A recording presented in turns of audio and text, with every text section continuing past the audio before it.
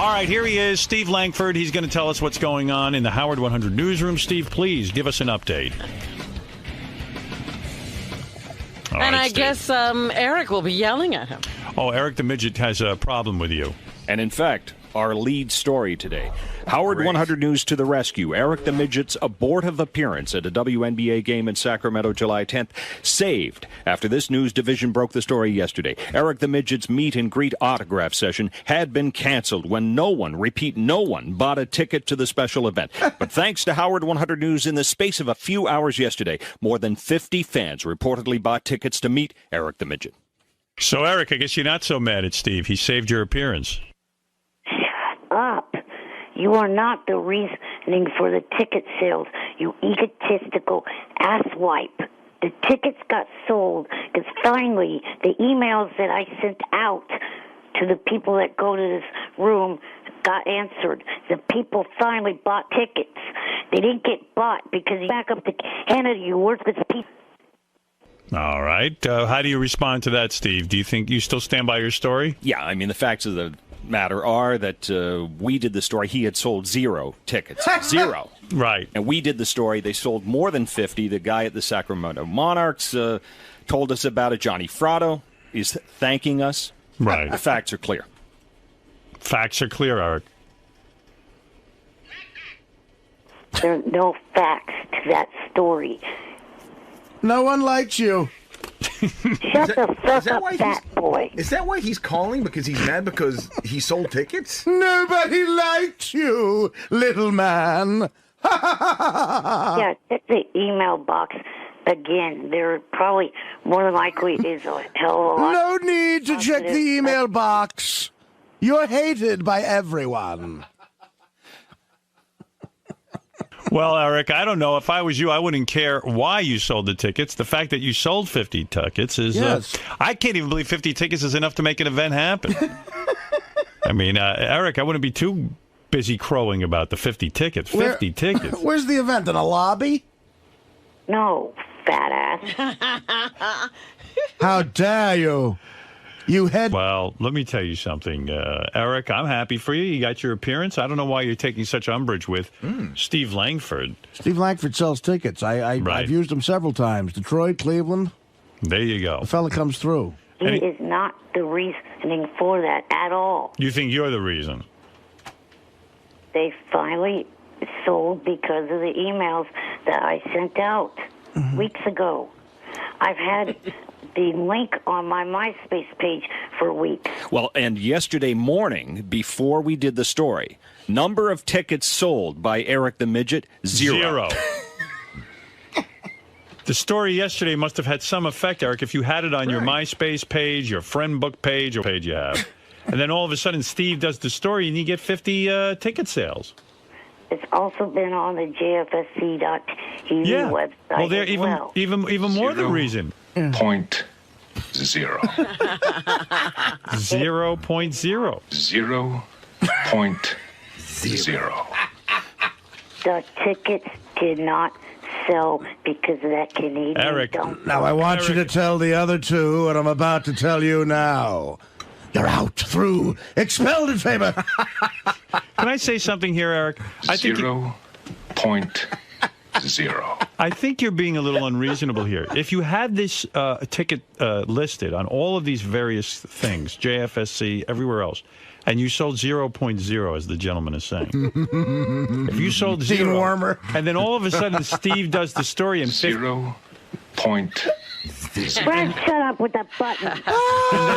and then all of a sudden now you're selling tickets. Certainly you must give Steve the credit. Really? Stop being ungentlemanly. He's helping you. Every week there's a new example of you acting like boo. Really? I'm not giving Ed credit. Even if he deserves it, is what I you're think saying. you're making a mistake. I don't think that's fair to Steve. Him covering the story helped you. Really? I hate Langford. I want you to fire his ass. Why? Because he has a huge penis? Right. Well, why do you hate Steve? I mean, helped you. He's helping you. 0.0. Are you saying you don't want any help? Fred, you push that button one more time. I'm going to fight in New York. Fred, come here. Face up. What? 0.0. 0. I'll meet you at JFK. What did you say, Eric? I missed it. I am sick of you hitting those sound buttons, you bastard. Eric, what did you say? What You're did going you to fly say? to New York and do what? Break all Fred's fingers so he can't hit those buttons. You should fly to New York and him and then take him to dinner and suck his dick. How many balloons would it take for you to fly to New York? Fly to New York and stick his fingers in your butt. Eric, I've never seen you so upset. Say that. I've never seen you so angry. It's like you were possessed. Yeah. It was really like when Linda Blair went berserk. Man, Eric. Eric, you're really out of control. Did he just threaten me? Yes, he yeah, did. he did. Wow. He did. He's going to break your fingers. Howard, can you put my pot up again? Oh, I'm sorry. Hey, Steve. 0.0. That You felt sold. good. He's right. You sold 0.0 tickets, and then Steve went on the air, and then you sold 50 tickets. How could you not give Steve a little praise? How could you be mad? Daniel Simpson Day has no grade point average. Nothing to do with that Canadian jackass that you have on your payroll that you're wasting money on.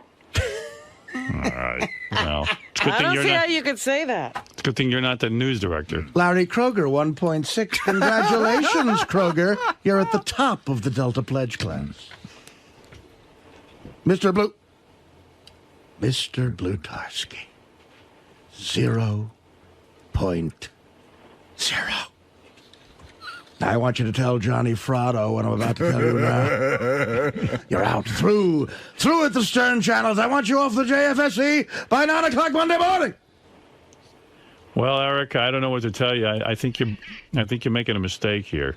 And I'm sure you'll be happy to know that I have notified your local draft boards and told them that you are now eligible, completely eligible, for military service.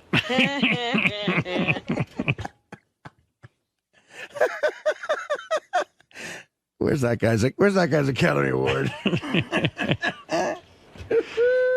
Steve, are you sure before your story not one ticket sold? This is according to the Sacramento Monarchs. Wow.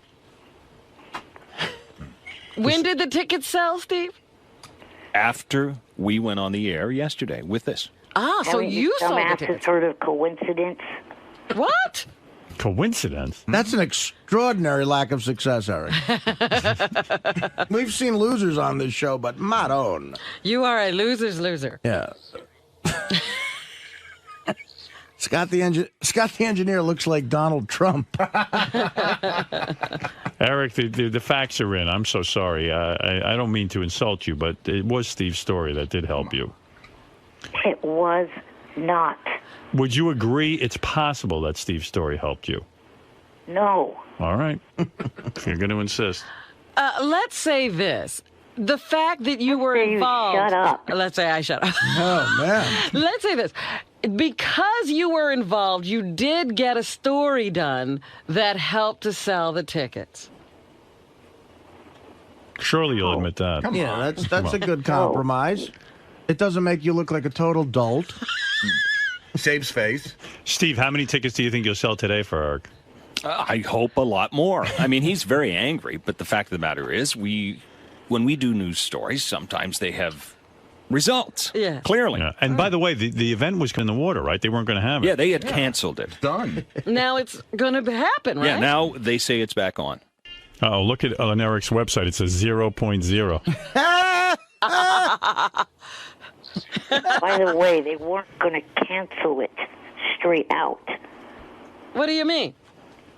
You have misinformation on that, just like that asshole has misinformation on a lot of he reports. All right. Well, I want to know what the event was going to be. Like, what were you going to do? Here's what it was. Again, it was I was going to blow everybody. Sacramento Monarchs versus the Los Angeles Sparks. Sparks meet Eric the actor. Exclusive pregame autograph session and meet and greet with Eric the actor. The first 100 fans to purchase tickets will receive a special limited edition Eric the actor T-shirt. Wow. Wow, so there's still 50 of those left, is what you're saying. So how much does it cost to see Eric? Tickets, you also get to see the game. $20.50, $26.50, and $39.50. And the Monarchs are in on this? Yeah. Wow. If you see if you stay to watch the game, it's only $10. All right, Eric. Well, thank you. You've had your words. And wait a second. Anything else you want to say to Steve? I want to just say, to prove something to Eric. This is Jeff, who processes the tickets for the Monarchs. Jeff, are you there? Yes, good morning, Howard. Okay, what do you do for the Monarchs? I am the processor of the tickets. I coordinate all the tickets, the VIPs, and whatnot. I'm also a listener of Sirius Satellite Radio. Okay, and what did you find out? Well, I do gauge all the ticket sales on a daily basis, and I can tell you this. There were absolutely no tickets sold prior to Mr. Langford's announcement on Sirius Satellite Radio. Well, what do you think of that, Eric? I don't believe this because Jeff is not the person that I'm in contact with. I do the computer processing, Eric. Jeff, are you sure your name is Jeff and not Sal? Who's Sal? All right, thank you. Evidently not a big listener. He doesn't know Sal. All right, thank you. 0.0. Yes, Steve. Eric may also be interested in this. Howard 100 News getting our grubby paws on pictures of the special limited edition T-shirts that lucky fans could win for meeting Eric. Eric, the original gangster, they read, in this other style featuring Eric the Aviator. The caption reading, "Fly me to..." Says, do not give up on that answering machine message. Call your wife and have her take the tape out now. Just because your dopey wife hit the delete button doesn't mean that the message is gone. Unless you got a phone call that actually overwrote the message, it is still on the tape, and Scott, if he is any type of an engineer at all, should be able to get it off. You think that's possible? I don't know. Why people calling my wife dopey. No. So why I'm mad at Fred for getting married like this. He denied me the pleasure of a bachelor party. Bastard. Yeah, you could have had a lot of fun even for the air, but Fred doesn't think about the show. Forget the air. I'm talking about a real bachelor party. But you always clue me in on what happened things afterwards, because they're always wild. Well, I will be going to a strip club Friday night for Fred's bachelor party. Whether Fred is there or not is really irrelevant. I'll tell you that. It's a bachelor party after the fact. I'm going to a bachelor party. If anyone wants to join me, Billy, Jackie, Fred, if anyone wants to join me, feel You're free. going to celebrate regardless. Yes. Fred deserves a bachelor party, and you're going to throw being his best friend. My wife is having some friends in from out of town. She'll be more than happy if I'm out of the house. Is that right? That's right. I'm going to a strip club Friday night. All right. In Jersey. Because they have the best? No, because that's as far away from my house as I can possibly get. And still make it back. You guys want to be there? Jersey's not the place. A lot of the counties in Jersey, they can't get naked, I don't think. All right, well, I'll find a place. I'll throw the party. You in? Well, I'll follow everybody's lead. You in? All right. Something disturbing about seeing... Now that Billy's part of the show, something very disturbing about seeing Billy sitting in a room with his shirt off, all his blubber hanging over. What up, Bill? I heard that Billy was trying to get in shape. Aren't you working out now? Yeah. You could have fooled me. Yeah, no, I'm working on it. All right, let's see. Stand up. Oh, big difference. No, you look good luck. So I'm going to throw a bachelor party for some guys, whether Fred is there or not. All right. Screw him. Well, you still like Fred. Go ahead. Do your thing. Ask him. Oh, I got the phone call. What, if Fred wants to go to the bachelor party? He ran away. Well, he doesn't want to leave his lovely bride now. Yeah, they have to be together. He refuses to tell us where he's registered. I know. It's on Mars. I can tell you that much, but I'm sworn to secrecy. Maybe the Mars one. Yeah, right. You can't get there. Basically what it is. This one says, screw Fred, we want OJ. This one says, Dear Howard, I've been listening for many years, and I'm surprised at how you can be surprised at anything Fred does. This certainly includes him giving you advance notice of his unholy union with his Allison. He's a creep for not inviting you and the people he's worked with for so many years. Sign me, I hate Fred. I wrote that one. Howard, please don't be upset about Fred's getting married the way he did. The reason it was spur of the moment is because of all the hype this month about the 25th anniversary of the landing on the moon. And talk about space travel, Fred became nostalgic for home. All right, well, maybe they make good sense. Eric the actor is with us in Sacramento. You had nothing to wrap up last night. What did you do? Hey, there was no AGT last night, so Eric couldn't do his AGT SFSC show last night. It's JFSC, and I only do it Wednesday nights. Oh. Why wouldn't you do your show right after America's Got Talent airs when people are anxious to talk about it? Because I want to wait till both episodes air. Nice. That's important, evidently. So you're the last to wrap. Everybody else is doing it on the night of the show. Hey, where is my, Gary, where is the Eric the actor tapes of his last show, which was a hoot? There is, and he'll be very excited, there's an Eric the Actor AGT page. Oh my God, Eric's last show was maybe the worst show ever in the history of Eric's career. Eric, why can't we hear you at least? Eric, you don't know how bad the show sounds? Do you even listen to your own show at all, played back? Do I sit and criticize your show? You can do that. Yes. People do that all day and night. But, Eric, you're the star of the show, and all I hear is the girl you work with. If we even hear her papers rattling is louder than you. You can't tell me that you're not upset about that. She had all the questions in a Ziploc bag, and that's the noise that you heard. Yeah, but Eric, the noise was louder than you. How can that be? And she doesn't listen to the show while she's doing it? Or you mean she doesn't listen to our own show? I can hear the sound mix on my show. Do you guys wear headphones? No. Oh. Her and I don't. No. But how do you hear each other? Because we're right near each other. Oh, you're in the same room, I see. Yes. I'm in the same room with Fred. We all wear headphones so we can hear what's going on. So you can hear the relationship of sounds. Eric, your show would be 1,000 times better with just that improvement. And Eric, by the way, if the guy who's the greatest radio performer in history, the most successful, gives you advice on a radio show, be smart enough to take it. What? There's nothing professional about this setup. There's no microphones or anything. They're just using whatever mic is on the camera. Is that right? There's nothing. There's Don't no you admit if Eric wore headphones, he'd be able to hear that his show is in disarray? The show's in the audio. It's the Eric the Actor show. The whole show's in disarray. He doesn't know what the hell he's talking about half the time. And let's get into the tape. Eric, since you don't appear to listen to your own show, I'm going to play it for you, and I am going to critique it. I was going to say, has Eric ever listened back besides when we play it for him? I don't know. No. Can you imagine? How unprofessional is that? Aren't you curious how you're doing? I take the word of other people. Well, and what do they say? Well, a lot of people have said that it's a good job. I got to tell you something. I drive around in my car all day with Howard 100 and Howard 100 on, and I monitor what's going on, including myself. Right. I need to hear what's going on and what the show sounds like to a guy in his car. And I know you block everyone who says anything negative, but maybe some people are trying to help you. He only gets good reviews because he blocks everyone who's negative. Right. As soon as you're negative, you're done with Eric. But if Eric really was serious about broadcasting, he'd listen. You have to listen. I've been going on Letterman's show for years. Whenever I appear somewhere, I watch it at least once to see how my performance was. How do you think you get better? It's awfully arrogant, Eric, to think that you're going to be a star and a superstar talent without even...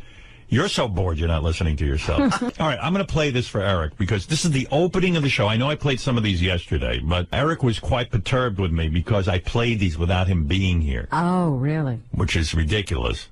But all right, I'll do it here for him now. Here's Eric's opening to the show. Attempt number 2 here. Welcome to the JFSC. By the way, if I may point out, the woman typing over Eric. Do you hear this, Eric? And also, I couldn't even make out the first 5 words Eric I don't said. know what he's saying. He said... But he's trying to work out the name of the show, is from what I can understand. And he goes, no, that's wrong. And he starts again. I almost got off the shot. Well, if you're doing the impression of Eric, just put your hands over your mouth, Fred. We can hear you. By the way, I'm not adding any sound effect to Eric's tape. I assure you, this typing is the real deal. The old show, the JFSCTV.com AGT wrap-up show. That is not me. Your host, Eric, the actor, which is me. We're going to recap the America's Got Talent. It's been on since, May 14th. I want to address something that happened Monday. It's so hard to hear you. That's number one. Then the show continues on, and this woman that he works with, I guess it's the woman, is fumbling around with her papers, and I can't hear a word Eric's saying. Parminder Gill. Her I hear fine. Oh, yes, loud and over-modulated. Yeah. Parminder Gill. Eric, is it possible you'll stop grunting if you sing a country song? I don't do that. That's the host. I talked to plenty of people on the phone off air for this current show, and not one of them. That's not me. It's a combination. If it comical. Sounds that way, it's a combination of it's early in the morning. I just woke up. Eric, if I did the show And it Does sounds... Eric really want to be on the show? It almost like he is in another room. Yeah. Out the door. And what if the show sounded like this? Hey, Robin, how you doing today? And I gotta tell you, last night I was watching television. I had a great time. And, I'm sure we'd be very successful. And I got to tell you, I love doing the show and I love meeting people. On top of that, I mean, you're hard to understand anyway because you do have that. No, I fucking. No, I fucking don't. No, you have a voice that is difficult to understand sometimes. I fucking. Eric, you're going to tell us you can hear you perfectly.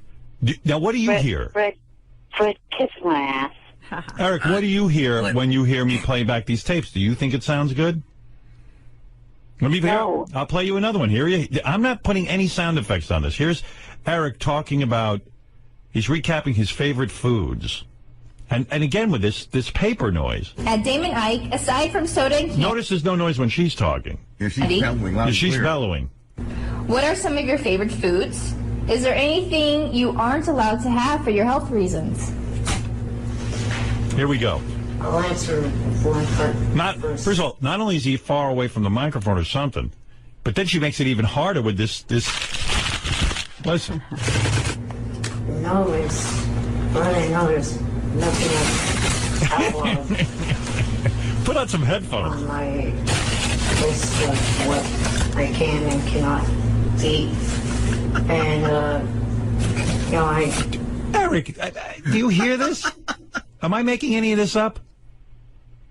No, you're not, but I don't have thing to put their headphones into. Well, this is ridiculous. Well, then you can't do a broadcast. And who is this girl? Is she trying to sabotage you? No. Who is she? She sits in the room with you? Yes. Is she hot? Yes. Oh. Well, maybe you don't care then, I guess. Maybe he doesn't care to be heard. He's Right. got a pretty girl with him. Is she a professional broadcaster? I mean, who is she? Who is she? I don't think her and that person and that are that's doing the whole site. By the way, you say you don't talk like that. Your answer is, because I'm trying to think of the right way to put it, jackass. No, you talk like. Because I'm just saying, Eric, you're hard enough to understand. You've got to be right on that microphone. They can't be fumbling papers, and she's got to quiet down. And instead of calling me a jackass, get a hold of her and whoever's producing that show. Yeah, you're not angry at them? Yeah, no, he's angry at me. let me explain. Thank you. The pauses in my speech are me trying to think of the right fucking thing to say. Well, I don't care what the reason is. You're hard to understand when you do that. That's all I'm saying. So I'm willing to put up with that. I don't want to say the thing and then get stuck with it. But you understand it makes you sound like this. Well, as long as we can't hear you, you're not stuck with anything. Well, yeah, that's true. You're safe. We didn't hear that. So just say whatever. Look, I'm an Eric the Actor fan. I want to hear what you have to say. I can't hear it. Radio is whether you can hear something or not. Well, if you would shut up long enough for me to say, maybe you would hear. All right, tell me an explanation. I was trying to say that the two of them, the person that's the technical person of the JFSCTV.com and her, they're trying to stay behind the scenes. They don't want to be on cam or anything like that. What's that got to do with anything? Horrible job. I mean, what's that got to do with the fact that does the technical guy wear headphones when you're talking? Actually, yes, he's the only one that does. And he doesn't hear this? If it was me, the girl wants to be in the background, but she's the only thing you can hear. Their actions do not speak of what you say. It's just the way it is. This is what I'm hearing. Here's what I hear.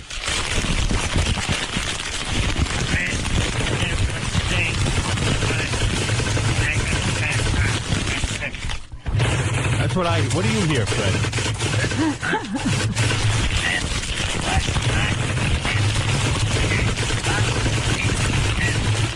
It's the Eric the Midget Show.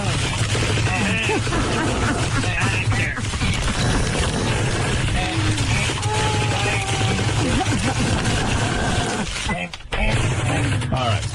That's what we hear. That's it. That's everything you get. And I know you think I'm being harsh, but I'm the only one being honest with you. Why bother doing a show that we can't hear? Okay? Hello? I'm here.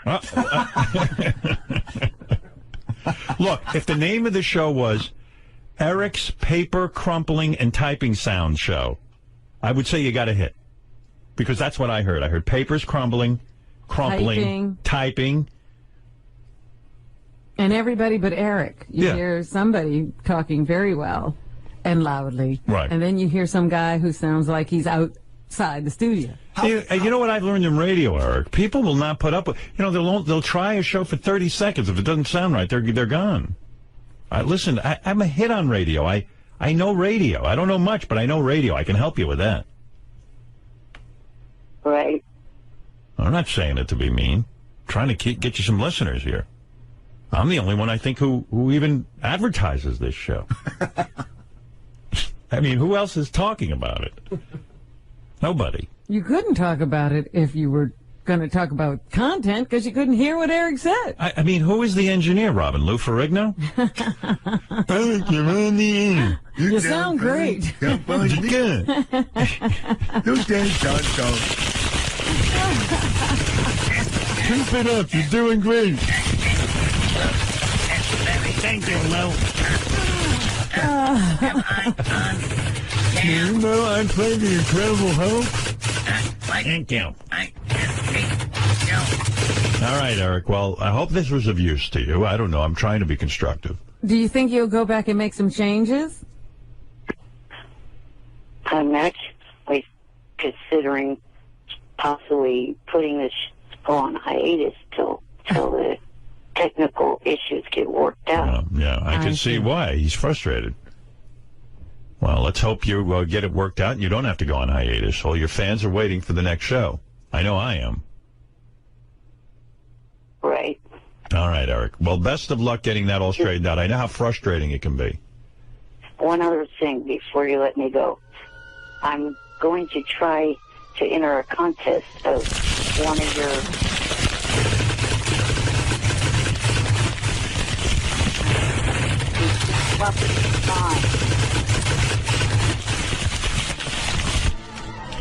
Well, thank you for that, Eric.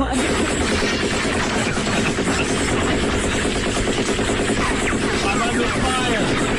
Eric, go ahead. What did you want to say? Hold it. Incoming, Robert. Incoming. Eric, what were you saying? Stop it, Jack.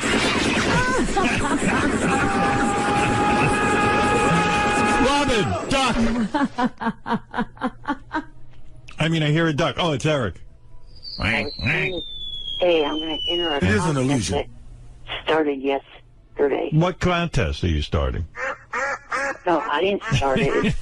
I'm entering one that started yesterday. Yeah, what is that? The coast. Hold on, Eric. There's a duck sound. Stop it, duck. Wait, you duck. Get a gun and shoot it. Wait, hold on, Robin. I'll get the gun. Eric, keep talking. Hold it. What did you say, Eric? Something about a contest? All right, I got him. That's time. All right, I'll turn off my gun. Yes, did you say what you had to say? The Live with Kelly Coast to Coast co-host search. Oh, that's a good one. What is it? The Live with Kelly co-host search. So Eric, the actor, could be a co-host I on would Live with love Kelly? that. I would do anything to see that. So what do we vote for you? Well, first step. By the way, their votes are horseshit because somebody we voted for to be her co-host, like they still didn't let him on. Really? Remember the last time they had some sort of vote and we put somebody through? Like we got him like 1 million votes and they still didn't put him through. think it was Booker. Oh, yeah. Like, if we get Eric all the votes, I bet you they still won't. They won't let him co-host. No, they won't. They don't want this great broadcaster? They don't want. Maybe they don't like handicapped people over at that show.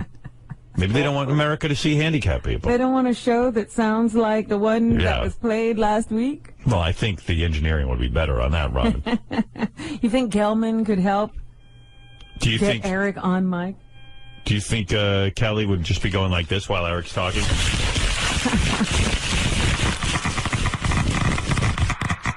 Eric, so what do we do to help you? And please don't mind my Geiger counter going off during the show. It's just a active test for radiation. Yeah, go ahead. I was trying to, the first step is I got to send in a video to the website of me trying to pitch being in the contest. What?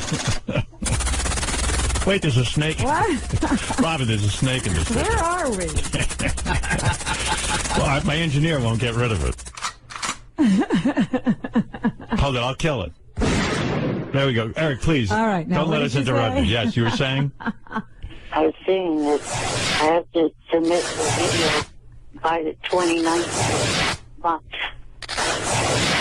Wait a minute, somebody's tearing bandages. Somebody must have been hurt. I accidentally shot myself when I was trying to kill the snake, Robin. But please, Eric, go ahead. I'll say it a third time. Please. I have to submit a video to their website by the 29th. All right, we'll do it, because we'll all vote for you. You know, once they see the video, Eric. Oh, I'm sure it's going to be a great video. Would you send me a copy of the video just so I can see how you're doing? Where are you taping this video? I think in the same JFSC studios. On my laptop, probably. Yeah. What do you have an agenda for the video you're sending, Kelly? No, not really. That's good. You're just going to do what? What are you planning to say? I'm going to... Hey, hello, Kelly. Here's what's in the news. This is what... You know, you should be like Regis. If you're going to get that job, you got to go... last night, I went out to the 7-Eleven. You know, it would really be nice if you would let me answer Robin's questions. Sorry, go ahead. And don't blame the horses that are coming through the studio. That's right, the Belmont is running through the studio. Yeah, the Belmont Steaks. What I was going to do is...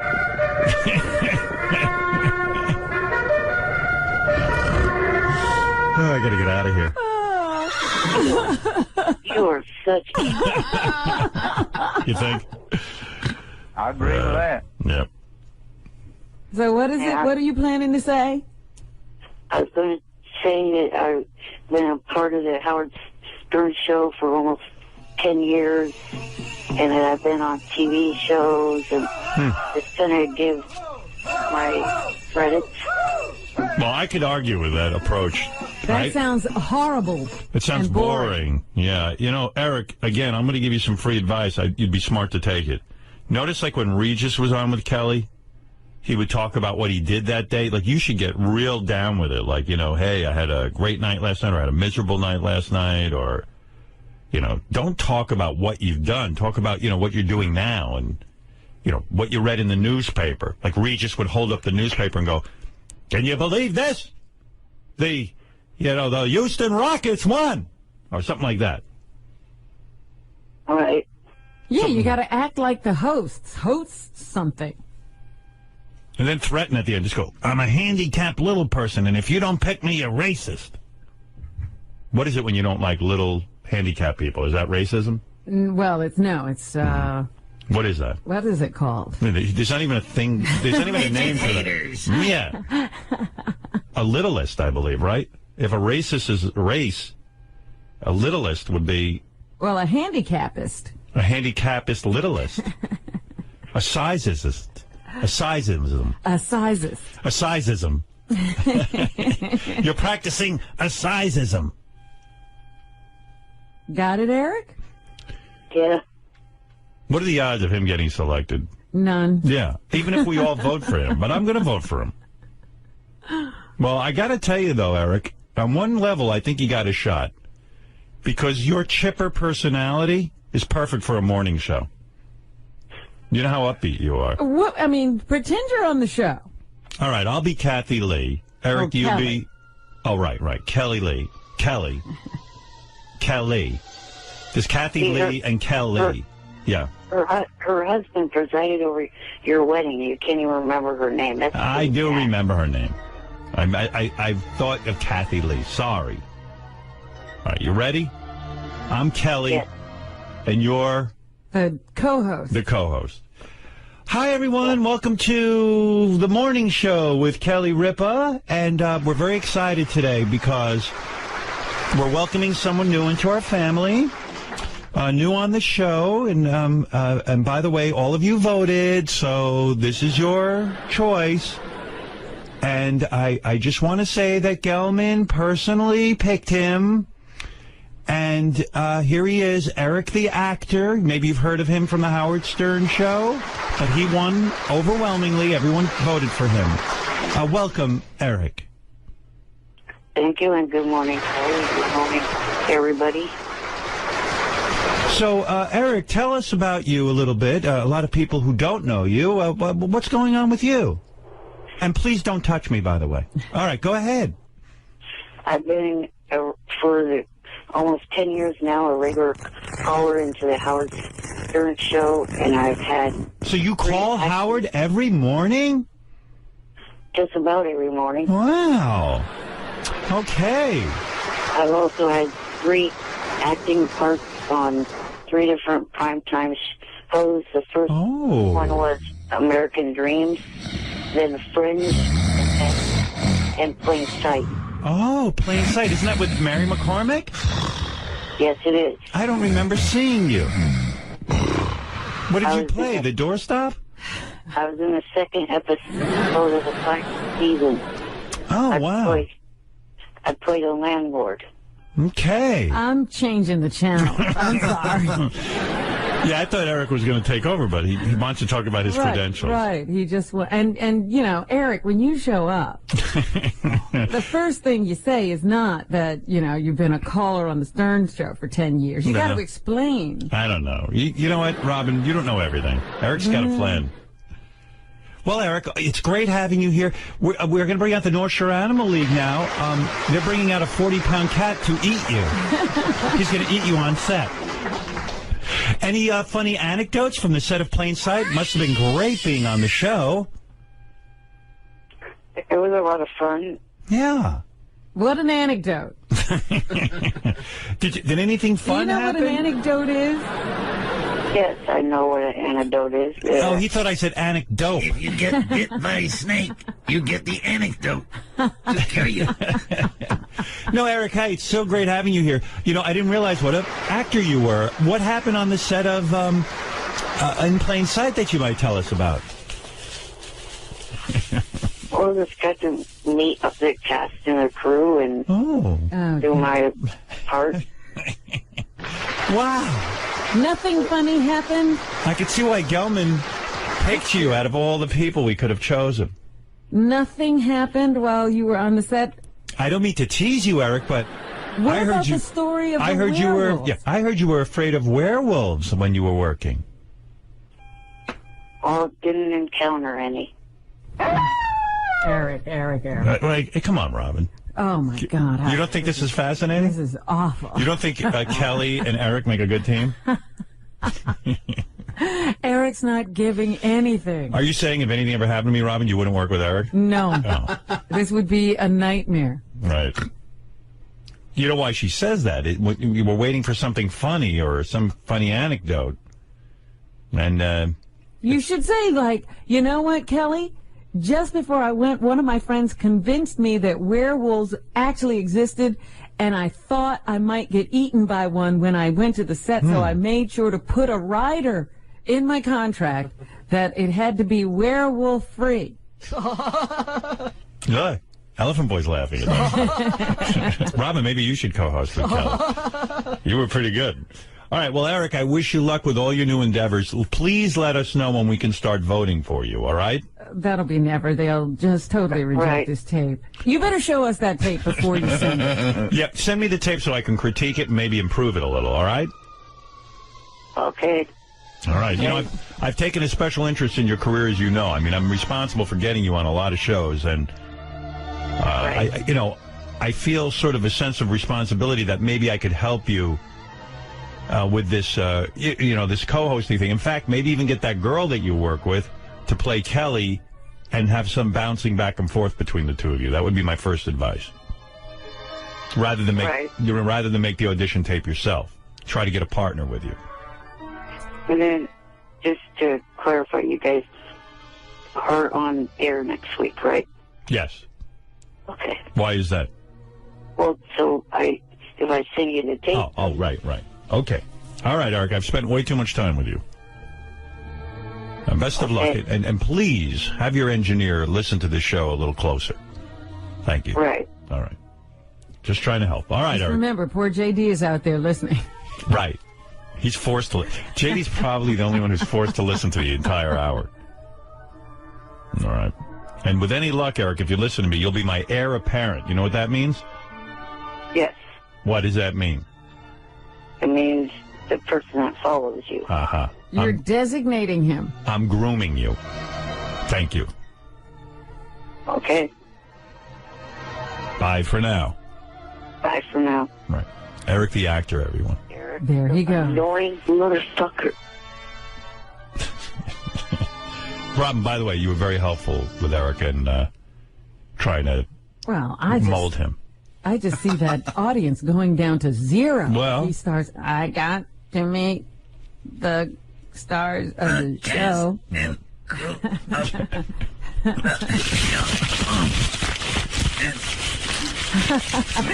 Maybe that woman's crumpling papers for a reason. Eric has nothing to say. All right, we have to take a break. We'll be back right after these words.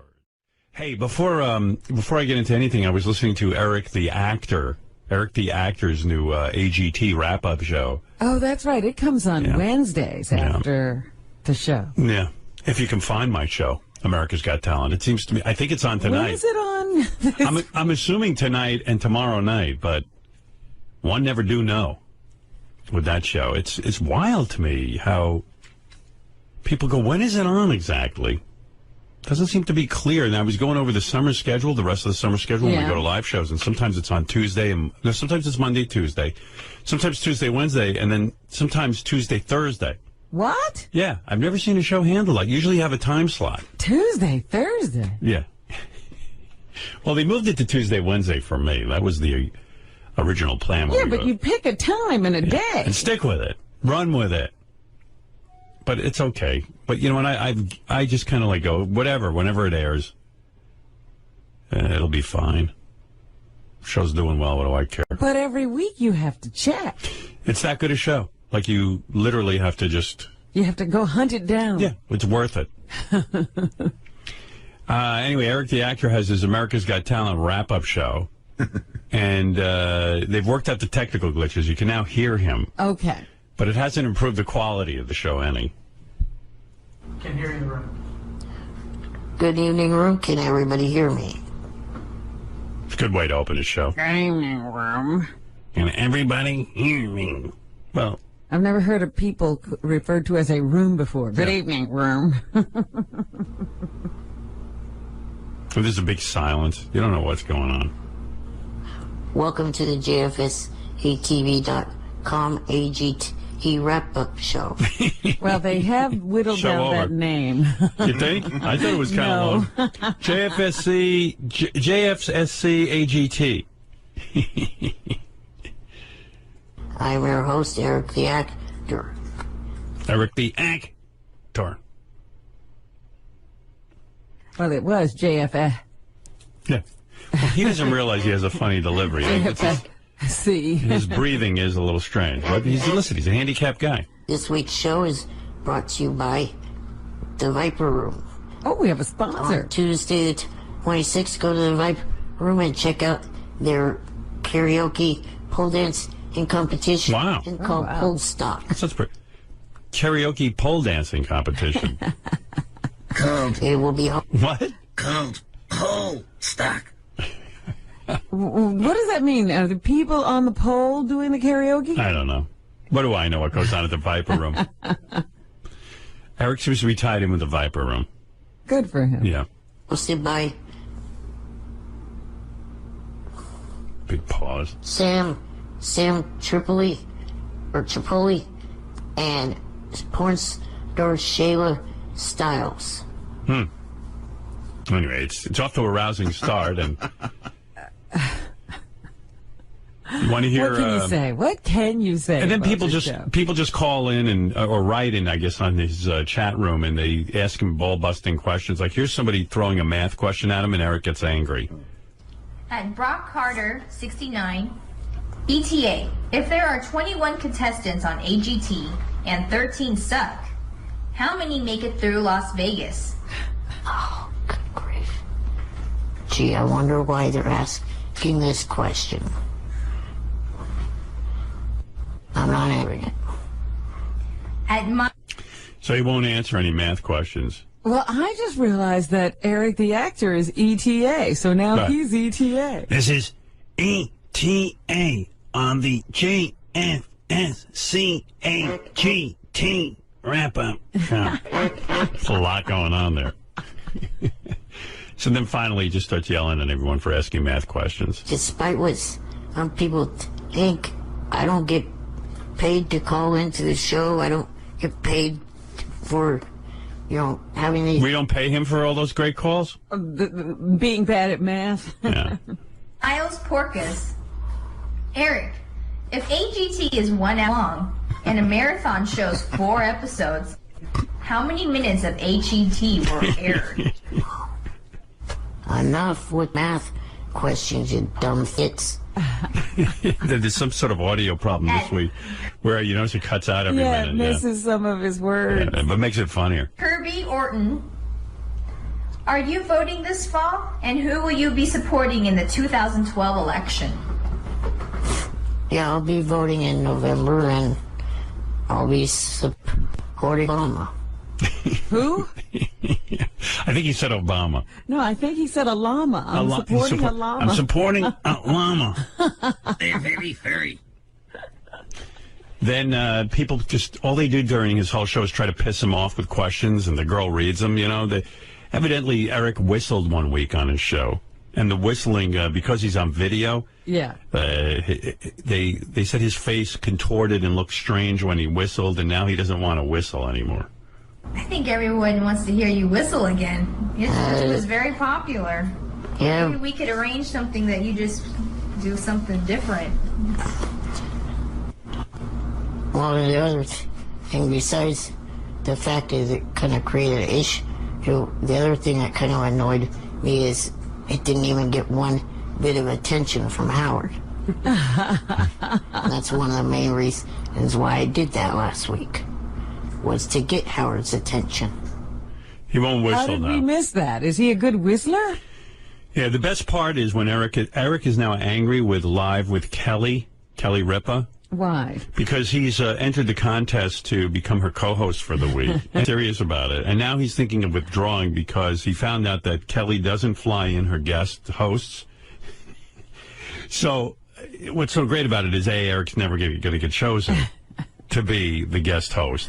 This is great, though, because now he can rail and rant. Yeah.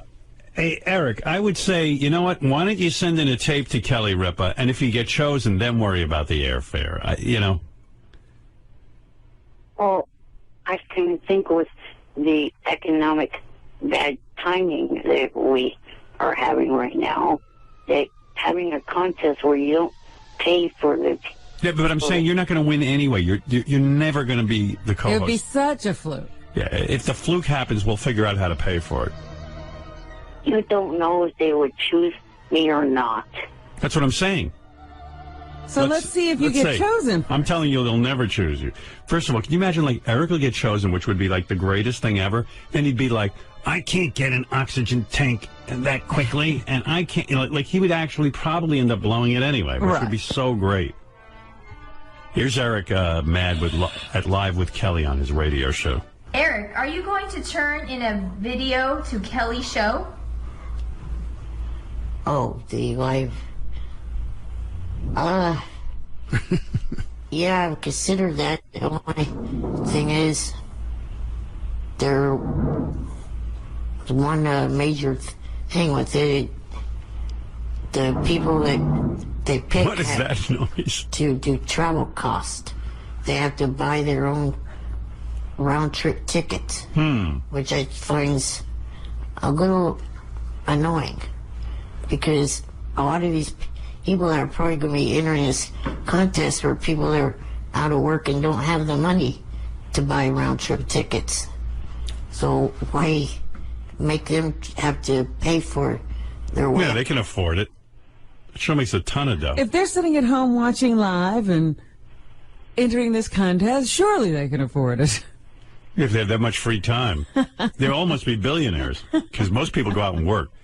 Well, Eric, I would enter anyway and see what happens. I'll bet you don't get picked. Do you have to send in a picture? And if I do, what will you do? We'll fly you in. Yeah, I'll fly you in. I mean, not on a private jet. Disclaimer, disclaimer, disclaimer, but I'll find some money to get you a flight. But you're not going to win. And not only aren't you going to win, you're going to make it a pain in the ass anyway. Then you're going to go, well, you're flying me in, but who's going to put me up? And who's going to, What day? What day? And I have to order an oxygen tent. I have to have 2 tickets. Not a tent, you moron. How do I know? He wants the tent to play. Yeah. We need a tent for the lightning.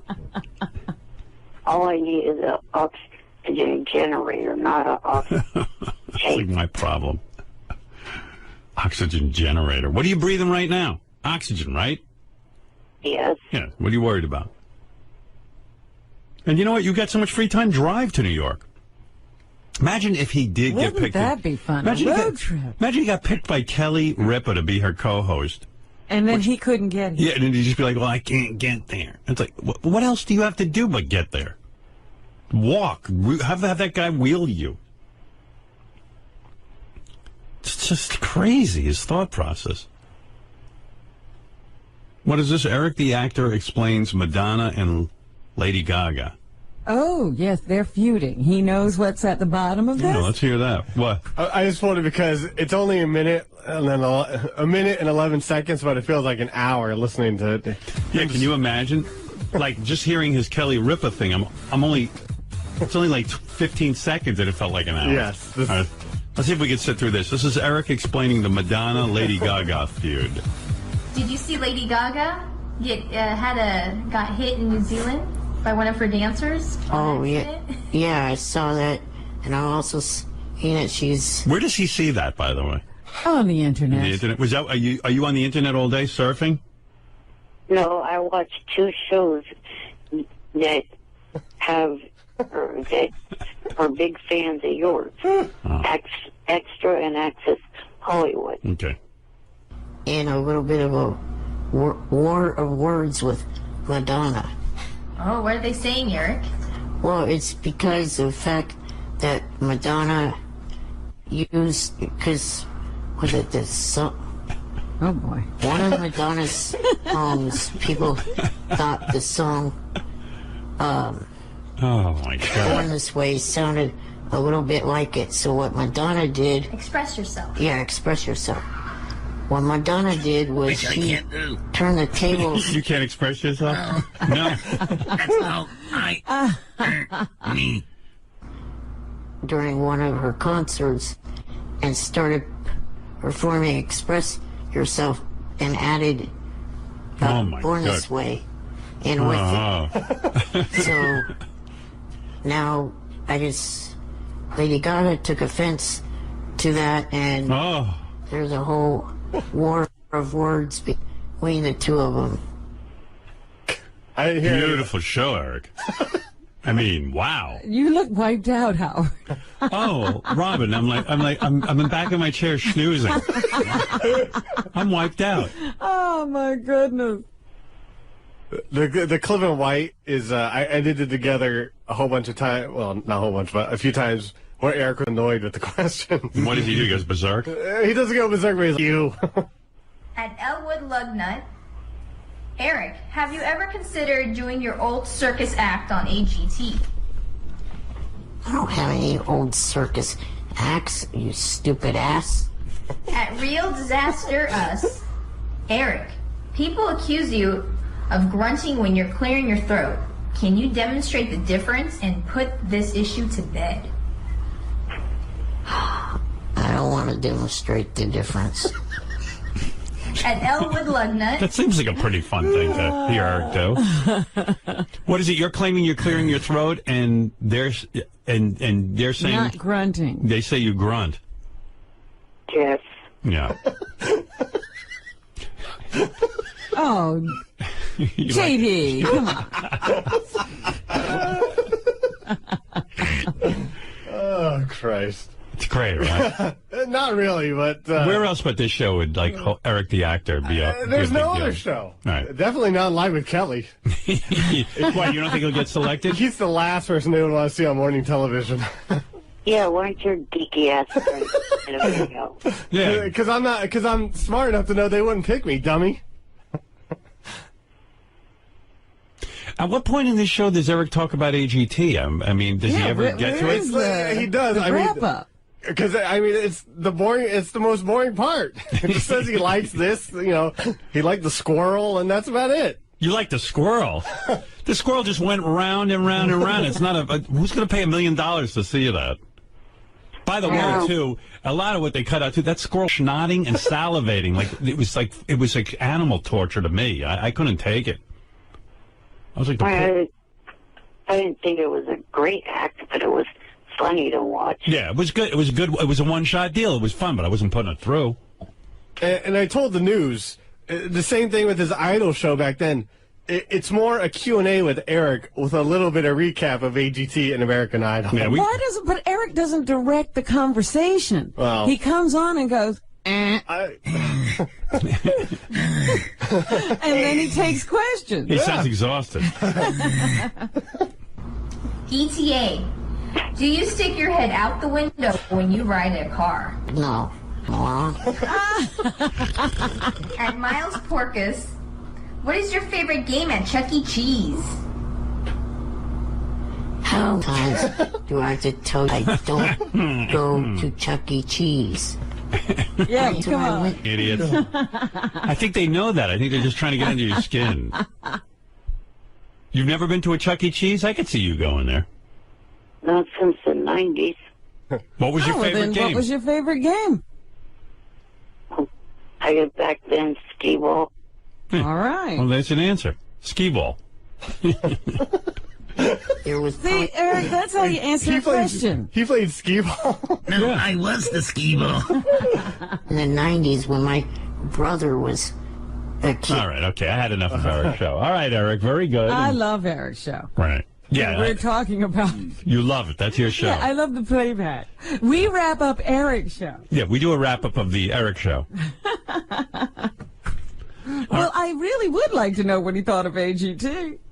He liked the squirrel. That's it? Yeah, but you know it's not $1 million act, right, Eric? Right. And given the fact that he only aired one show last week, there wasn't all that much to talk about. I know. I was disappointed. I love the show. I mean, if I wasn't even on the show, I'd want to see it. But does Eric really take notes and have things to say about AGT? No, I don't take notes because I kind of think that would distract me from enjoying what I'm watching. So, in other words, you have no idea what to say about the show after it's over? Well, I try to remember as much as I can. All right. Okay, thank you, Eric. And listen, we look forward to your show Wednesday on the JFSC, whatever I'm that looking for a better wrap-up this week. I want to hear some AGT information. Well, he's got 2 shows to view on Monday and Tuesday. So. And he'll have forgotten both by Wednesday. No, he says he has a good retention. All right, Eric, thank you very much. Howard. Yes. One question, if you could ask Mark Wahlberg if they're ever going to do a Entourage movie. Okay, I'll ask him. Gary, write down a note that Eric wants to know from Mark Wahlberg if there'll be an Entourage movie. Okay. All right. All right, Eric, it'll be done. Is he making his video? Are you gonna make a video for the Kelly Ripa show? I'll try to make it by tomorrow, so that way it could be you guys on Wednesday, because you said you wanted to review it first. Yes. Yes. All right. Thank you. Yeah. What would you say if you were? What would you say the odds are that he gets on the show? 0. Like 1,000,000 to 1, 10,000,000 to 1. There's no odds. It's 0. 0 to 0. 0 chance. I don't even need a chance to look at it. 0 point. Even with the fact that she's a fan of yours, you don't think she'd? No. There's no way in hell she's putting you on that show. A, you have trouble speaking. I know you don't think so, but you do. Your thoughts are slow, and your speech is slow. Secondly, when do you ever see handicapped people on TV? Barely ever. Everyone's looking for perfect. Look at her. I mean, everyone's looking for perfect people. Well, I think you'd be the perfect contrast. Yeah, but she'll look unbelievably beautiful. I mean, she looks beautiful already, but she'll look even more beautiful. Can I just say one thing to Eric, too? Eric, the handful of times that you do see handicapped people on television, they overcompensate for the handicap with this amazing personality. Right. They have like an upbeat personality. Like they're awesome. Like insane. You sit there and you go, oh my God, I'm so inspired. Your point is? I mean, the closest thing I can think of to a host who was handicapped was Bill Cullen, who was on The Price is Right years ago. And he never moved, so you couldn't see it. Yeah, you couldn't tell. But she's got a talk show where there's no way, and you're not real good at talking. I mean, the only, maybe you could get an after-school special, but I don't know about this. I think you're out of your league on this. The only time Eric's a good talker is when he's angry. Right. And you can't do a morning show like that. And Kelly's not going to do angry talk with him. She's going to be like little fidget, and then get him all worked up. Eric, what's your favorite game at Chuck E. Cheese? I don't think she's going to ask him about his favorite game at Chuck E. Cheese. She's not going to want to offend him. Right. But whenever I see handicapped people on TV, they're very, very upbeat. Like we had guys in here with no legs and no hands. And remember that tennis player that we had in? He was amazing. He had no feet or something. And he's just like, I don't care. I can overcome anything. Eric gets on. People hate the handicap. I've never seen so many people write me hating the handicap after Eric's on the radio. Eric, oh dear. And I'm like, poor Eric's handicapped. They go, don't feel bad for him. Come. I mean, people hate Eric. So I don't see how in hell there's a 0 chance that you would get on the Kelly Ripa show. 0. But I can't wait for the tape. And I think you should make the tape with like a co-host, like try to make it as much like the Kelly Ripa show as possible. Right. I talked to one of your, I guess you could say, frequent guests a lot on the phone. And I don't have any problem talking to her at a normal rate of speed and other stuff. Every time I've talked to her on this, I've never talked to her slowly or anything like that. All right, well, prove me wrong. I'm telling you have 0 chance. He has no clue. Yeah. I think if you think that's your best shot at doing it, get her to do the tape with you. Right. Do it with your friend. All right, well, send me the tape. I'll critique it. Yeah, how's that possible? Tabitha lives in Vegas. Oh. Oh, well, that's too bad. Yeah. All right. Well, I got to go anyway, okay? I wonder why he wanted you to see his whistling. Because he thought it'd be funny, and I talk about it on the air and stuff. Robin, what is it about his whistling? Because he makes weird faces when he whistles, and people were making fun of Eric, and Eric doesn't want to be made fun of. All right, enough of the Eric world. Eric, I gotta go. Keep me posted on the Kelly Ripa thing, and let me know about the new AGT wrap-up show. Thank you. Okay. All right, later. All right. I mean, how many minutes can I spend with him?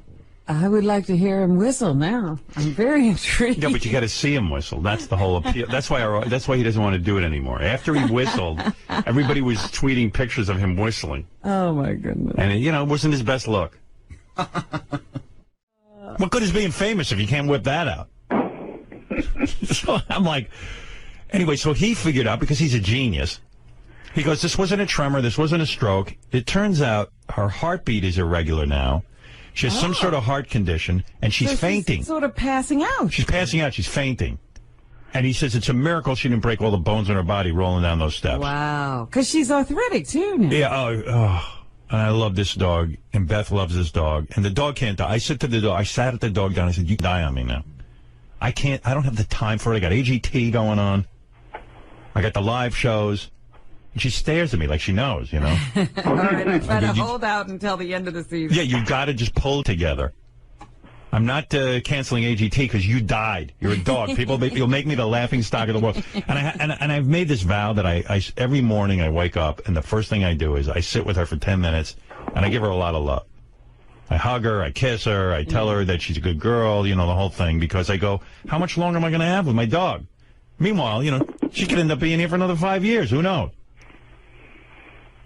But you don't know. And it's horrible. You know what? And the relationship you have with your animal becomes closer as they get this way. Oh! Don't even so it makes it even harder. I had to go into therapy and become a human being.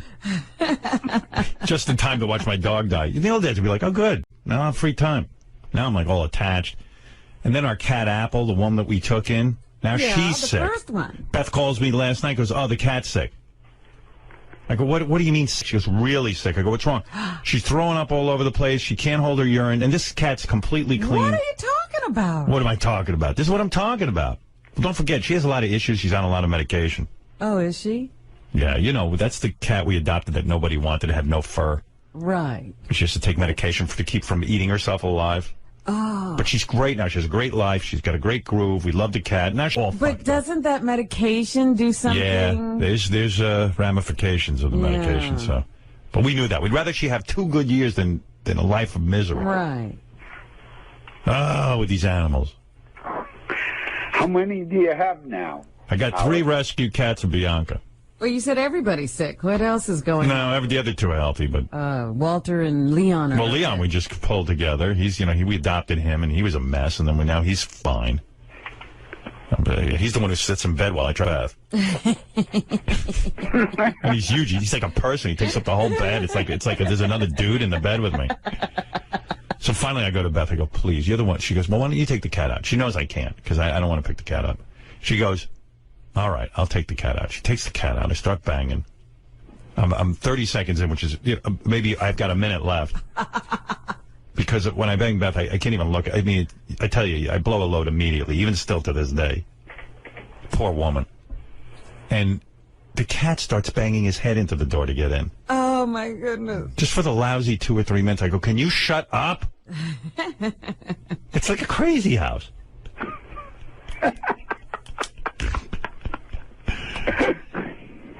You crack me up, Howard. Well, good. That's what we're Glad here my misery cracks you up. That's what we're here for. All right. Hey, Eric, are you still there? Yeah.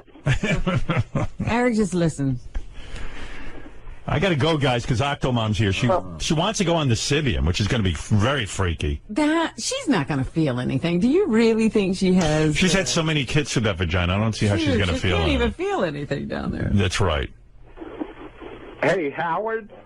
I'm thinking like Eric has so many medical issues. His parents must feel the same way. Like they don't want to get too attached. Yeah, they probably don't want to get too attached, right, Eric? Because weren't you supposed to die when you were like 9? No, I was supposed to make it into my teens. So his parents probably are like, I don't want to get too attached to this one. He's going anyway. Meanwhile, Eric hangs on.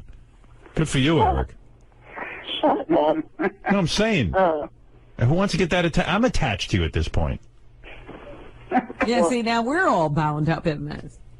Now, I was calling to help you with a couple of things about your AGT. Yeah, Eric's a bit of an AGT expert, so he can... He has some, tips for you? Tips.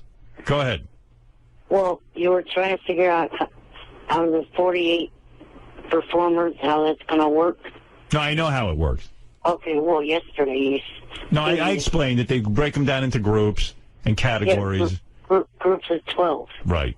But it's not all the same. They don't take them for the kind of act, do they? Sometimes they do. They do 12 each week for 4 weeks. I see. Hey, I got to get on that live part of the show, Robin. I'm ready. Yeah, you're ready to get rid of these there's a couple of people need to be. I'll point out to you. People need to be eliminated. When you watch next week, you'll see Vegas for 3 nights: Monday, Tuesday, Wednesday, and then when we get to the live shows, I'll tell you how to vote. I'll make it very clear in case you're confused. I can tell you exactly who to get rid of out of the 48 finalists. Do you already know who you think should be the winner? Yeah, I already know who will win in my head. All right. And I'll say it. When I get on these live shows, I will say whatever's on my mind. And I'm going to tell the contestants, this guy's going to win. And you step up to the plate. Well, you're willing to have something else happen, right? Absolutely. I want the winner to fade and another front runner to come along? I'm not necessarily thrilled with the guy I think who's going to win. Really? Or girl, I should say. Now, one other thing. I'm so far ahead of the game, Robin, I already know next season's winner. I'm already into next season. One other thing about the show before you let me go is the fact that on the 27th of July, with the Olympics coming up, be ready for NBC to really be shifting the show around. No, we're not on for 2 weeks during the Olympics. Oh, you're not? Okay, that's what they're going to do. Yeah. Yeah, talk about a shift. Yeah, that's a real shift. I was trying to figure out how they were going to work that. Nah, with the Olympics, they're not even. We're having 2 weeks off, which is good because that's, I think, August or the end of July, and July 27th. Yeah, got my time off then. Hey, Howard, would you put Eric on AGT? As what? He was in the audience. He was there in San Francisco with me. Really? It was nice having him there, actually. I would look over at him, take care of him, checked on him. You know, there was a duet we played this morning, Mockingbird by Crackhead Bob and Elephant Boy. Yeah. And I was like, that was a duet that should have been on America's Got Talent. Yeah, I missed that. Those two idiots should have shown up and done a song. Hey, play that a little for me, Fred. I missed it. I gotta find it again because I deleted it. It's probably like, da, me, da, me. Well, you know, Crackhead Bob has the Mockingbird line, and he can't say anything but Mockingbird. Here we go. Mock, then, and, then, then, yeah, then, Mockingbird is everybody have you hug. Mockingbird. And if the Mockingbird does sing, Mockingbird is. I would put them right through.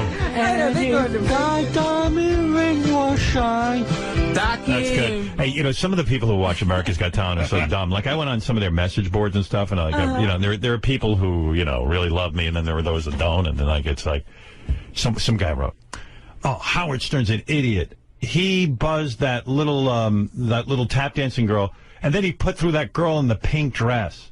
Oh. And I'm like, you asshole. I buzzed that girl. I put through the girl in the pink dress because I was making a joke. Yeah. I knew that Howie and Sharon weren't putting her through. Some people are that dumb. You know who I liked? I like that small guy, that singer. Little Barry? Little Barry, yeah. He was cool. Yeah, well, I put him through because I was on stage with him. That was another time I was just, you know, making a joke. Horrible. I asked him. He reminded me of Paul Williams. Yeah, except Paul Williams had some talent. Has talent. Yeah. Paul Williams wrote hit songs. Paul Williams without talent. Well, Barry's mess. I know, we got to get to Octomom. But DePace and I were talking about something that was on the show that was sort of like uncomfortable and risque, and it wasn't you. What was it? It was the guy that makes mouth love. Yeah, big deal. But it was weird. Like, even DePace said he's sitting with his kid. It was just sort of, it was weird. Like, my son goes, what are they doing? Well, first of all, I said, what kind of act is that? It's not an act. Well, someone was explaining to me, I think when they do it for real, like involved, but like with AGT, you're not even allowed to take off your clothes. I thought it was sort of risque for AGT. Yeah. Well, the guy was putting his tongue out in the air. Yeah, it was sort of gross. Yeah, and I guess I made some sort of comment like that was, you know, I'm the guy who gets offended, and, you know, I'm the guy who offends everyone, you know, I'm offended. And someone said, Oh, my God, Howard Stern was offended. What was he offended by? I'm like, I'm making a joke. Not really that offended. Well, your every move is now under the microscope. Right. Oh, it's crazy.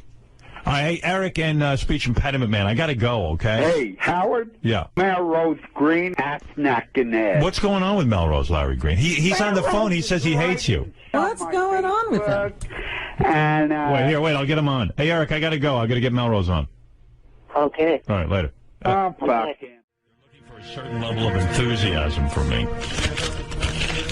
Well, you are the show. I mean, you're the time generator of the whole thing. I'm the spark. Yeah. I really do think I am. I think you are. Thank you, Rob.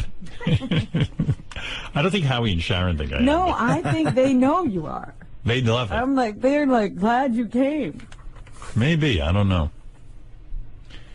How about AGH? America's Got Howard, and we just do our thing. By the way, speaking of AGT, Eric the actor did another... Oh, no. He did another wrap-up show. Yeah, and because of you, Robin, he devoted some time to America's Got Talent to actually talking about Well, it. that's what he's supposed to be doing. Yeah. He devoted, I think, a minute to it, but because the rest of the time he's just busy with questions. Yeah. I tell you, I'll play it for you tomorrow because we should get to the news. Yeah, because if he's just answering questions about himself, it's a Eric the actor wrap-up show.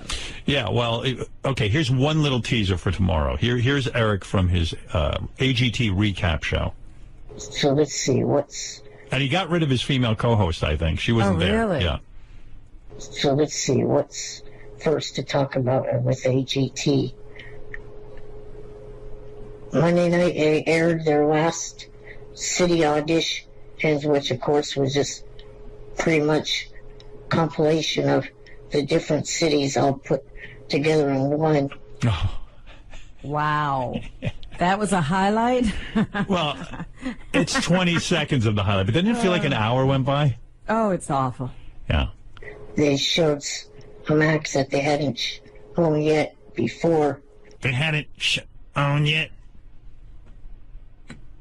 I think Eric is insufferable. You know, Bill Maher had Kirk Douglas on. I saw a little bit of that. And, you know, I feel like two different ways about it. What are you saying? Yeah, I loved it and I hated it all at the same time. I mean, I love Kirk Douglas in that he's an old guy who had a stroke, and rather than hide away, he's trying to, you know, live a normal life. And like Jim Brewer said, you know, we take old people and discard them. So I get all that. Like, it's important. But he writes these books and then he comes out to promote them. And Bill Maher, I guess, somehow fell for it because it's really difficult to listen to him on TV. It was almost like Bill was the only one who understood. And I don't even think Bill knew what he was talking about. And he was trying to repeat what he was saying to the audience. Bill asked Kirk Douglas. To the moon. We have balloons on this T-shirt. Oh, so Eric never having flown with balloons now makes a T-shirt with balloons. Oh, you bastard. I didn't okay that one. I asked him to cancel that one. All right. But it's still there being offered. Yeah, in your name. Who dumped a whole... Shut up. Who dumped a whole truckload of fizzies into the swim meet? Who delivered the medical school cadavers to the alumni dinner? Every spring, the trees are filled with underwear. Every Halloween, the toilets explode. You're talking about the JFSC, sir. Of course I'm talking about the JFSC, you twerp! Who's this broad? Isn't this Rihanna, your girlfriend? Yeah. Number one. How old is she now? 18? Yeah. I think she's old enough for you now. Yeah. Illegal. You're 18-year-old. She's hot. Everywhere. She's showing up everywhere now with those legs all over the place. I actually had the pleasure of meeting Jay-Z, and she was coming out to sing a song, and he goes, "That's my artist." And now every time I walk, I go, "That's my artist." You know what I love? There's young kids who have no career whatsoever and no production company, and they have artists too. That's my artist. That's my artist. Right. All right, thanks, Freddie. You got it. Jay-Z has parlayed that into owning the Nets. I know. Unbelievable. I was using during the commercials, I was listening to this. Eric the Midget made a voicemail. He was in the middle of some rant, and I was cracking up, and I didn't get to hear the end of it, so let me start it over and play it. Here's Eric the Midget over the weekend calling our voicemail. Hey, Will. This is Eric. stay as calmly as possible, even though I'm looking at something pissing me the hell off. I need at least 10 minutes or more of airtime to explain something to the listeners. Because right now I'm looking at a message that is way over the line. Somebody sent me a message on MySpace that says, I hope and pray that somebody blows your brains out. What's wrong with his listeners? Hoping and praying that somebody blows brains out? What is wrong with that? Is that person a complete MR or what? Go over the line. That is the kind of... A complete what? MR? What is an That MR? sounds like some sort of gay computer term. I don't know, like LOL, laugh out loud. Laugh out loud. I'm thinking. I don't know what it is. I'm assuming MR, that's I can't guess what that is. Complete MR. That makes me regret being part of this show. He might be retiring.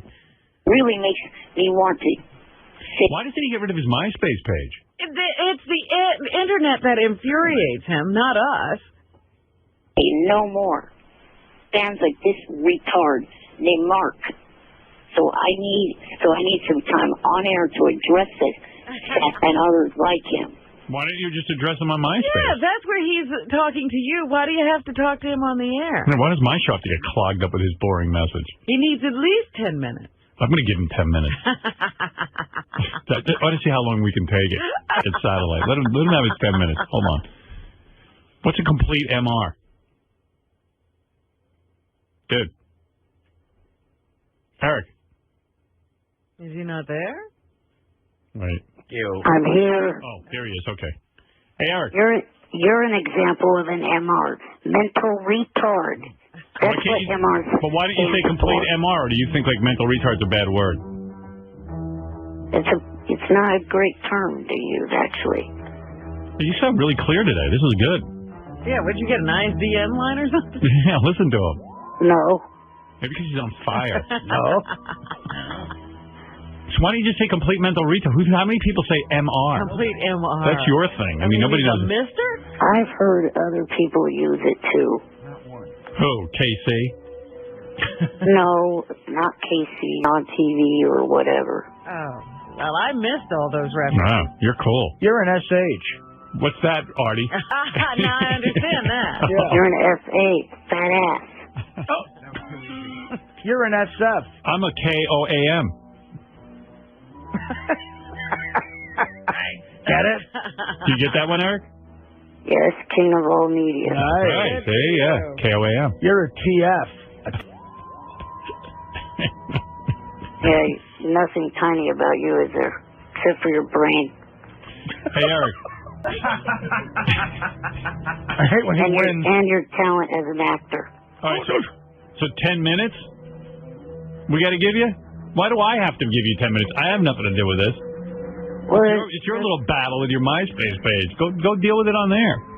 Get rid of your MySpace page. I'm not going to do that because there is, besides the people that are like this, there are over 12,000 people on there that are actually But why do you have to bore my audience with a 10-minute lecture? Why do you need 10 minutes anyway? Well, this was only one of the things I wanted to talk about this morning. Oh. And what it is you've got to know yourself. You have two types of listeners. Listeners that are sane and the ones that are insane. Well, if you're going to be part of the show, you got to put up with that. Every show has that. 60 right. Minutes has that. I know some guy who watches American Idol like his life depends on it.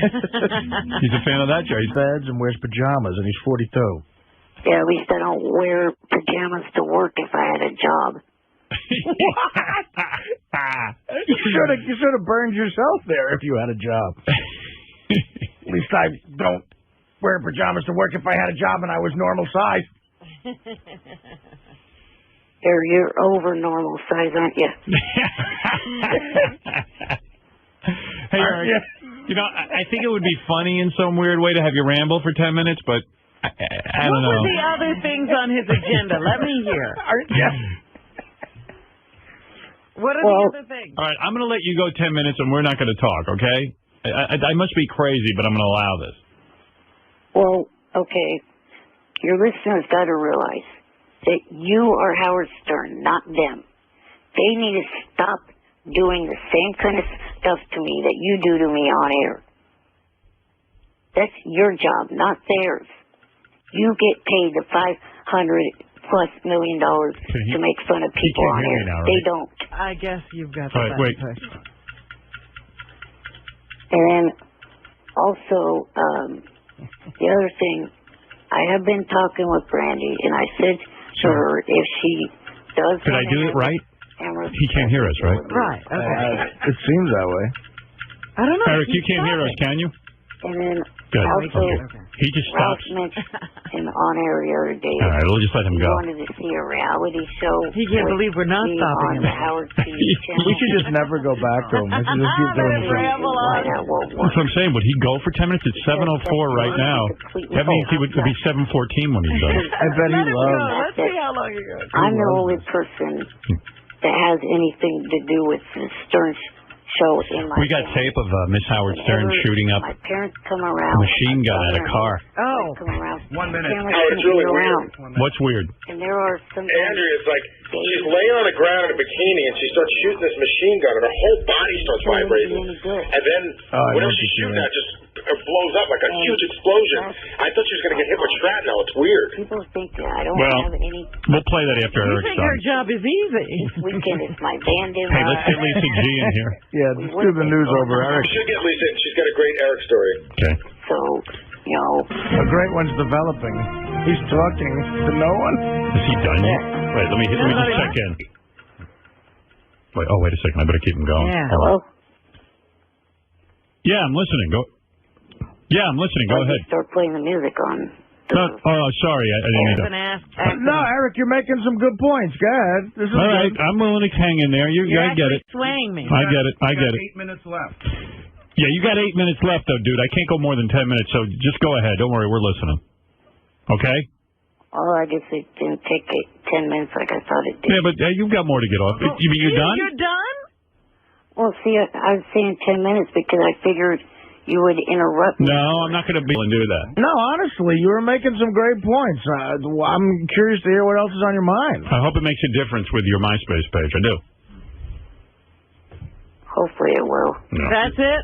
All right. You're done? You done? You sure? Or do you want to keep going? Well, I guess I'm pretty much said what I wanted to say. Any other subject that you want to get off your chest? Anything at all? Do you want to repeat any parts of that? All right. Thanks, Eric. All right. Later. Bye. Make sure you listen to that on the replay. Yeah, you sounded good. Thanks. See, I didn't know it was going to be that short. I know. He said he had 10 minutes in him. He doesn't even know what 10 minutes is. Yeah. I mean, I would have actually talked over that if... He shorted us. But I thought he'd be going for a...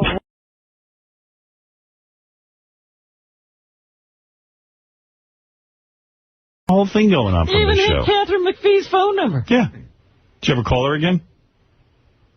I waited till last week, and I did call one time to, give a little message to her, sorry that she didn't win and that kind of message. That was comforting. Did she call you back? No, I still have not heard from her. But I figure she's still busy going to all the different talk shows. And oh, is that what you said? Yeah. Do you ever think maybe she's never just going to call you? No matter how many talk shows she has? well, she called you guys back. Oh. Well, we have a show. We're very, very important. Did you leave your number? Yes. Yes. I'd give anything to hear that message. Are we interested in having her on, Howard? Yeah, of course. Because, it's funny, I called back the other day, and she got on the phone, and she's like, oh, my God, I'm not allowed to talk to you. Not like she's like not supposed to deal with us. I guess Fox handles everything. Right. But she's coming to town in like a week or so. Yeah, we want her on. We want her on, what's right? funny? If you showed me a picture of two women, I couldn't tell you which one she was. Hey, Eric. I bet you want to meet her, huh? Yeah. Yeah. What would you do? You're going to have to dive. Put your penis in Get ready for your parents really to get pissed off. Tell Mom and Dad to not go on that website for about a year. You shit in a diaper. We're going to have you on, and you're going to meet Catherine We'll bring McPhee. you all the way here. Would you wear like Hank's old bunny costume to be Catherine McPhee? Yes, you would. To meet Catherine McPhee, to sit on the couch next to her. No. What if she gives you a hand job? Oh, please, she wouldn't do that. You might have to put a ruler in your ass this time. You know, see how many inches you can take. Give her 2 years, she'll be doing that. Hey, Eric, would you get a diaper to meet Kathy McPhee? No. You better think it over.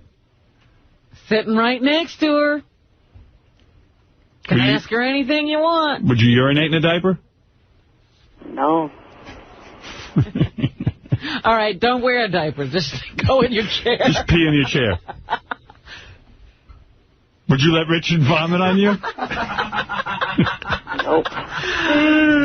Will you play What's in My Ass? No. Shrinctionary?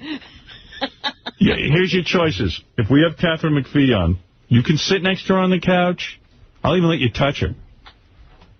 But she'll give you a kiss, I'm you sure. got to do one of three things. A, we can flush you down a toilet.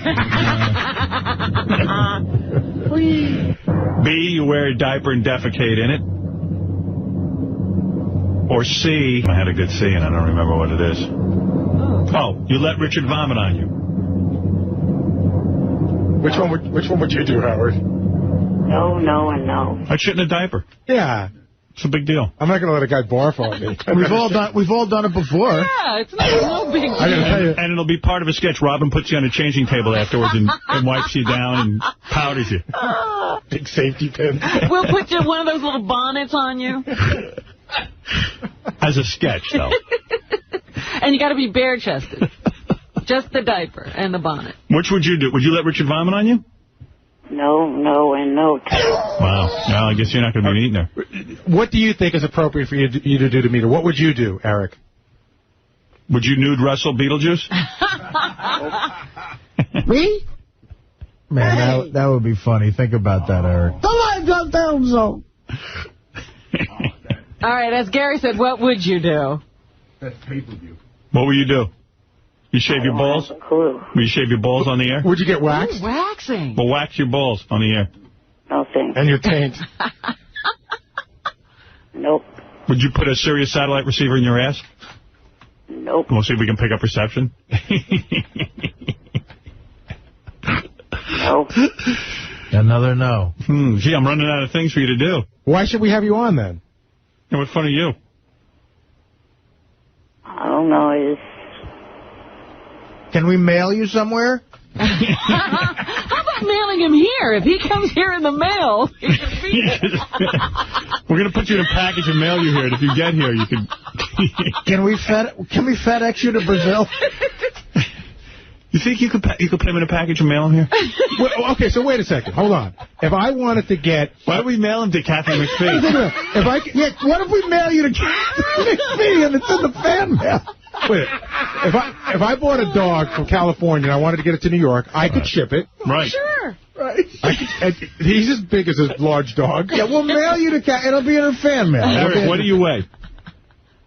About 80 pounds. Yeah, perfect. A full-size Doberman is 100. They get those hundreds of pounds televisions here. Oh, St. Bernard will crush him. Is it illegal to mail a human? It is.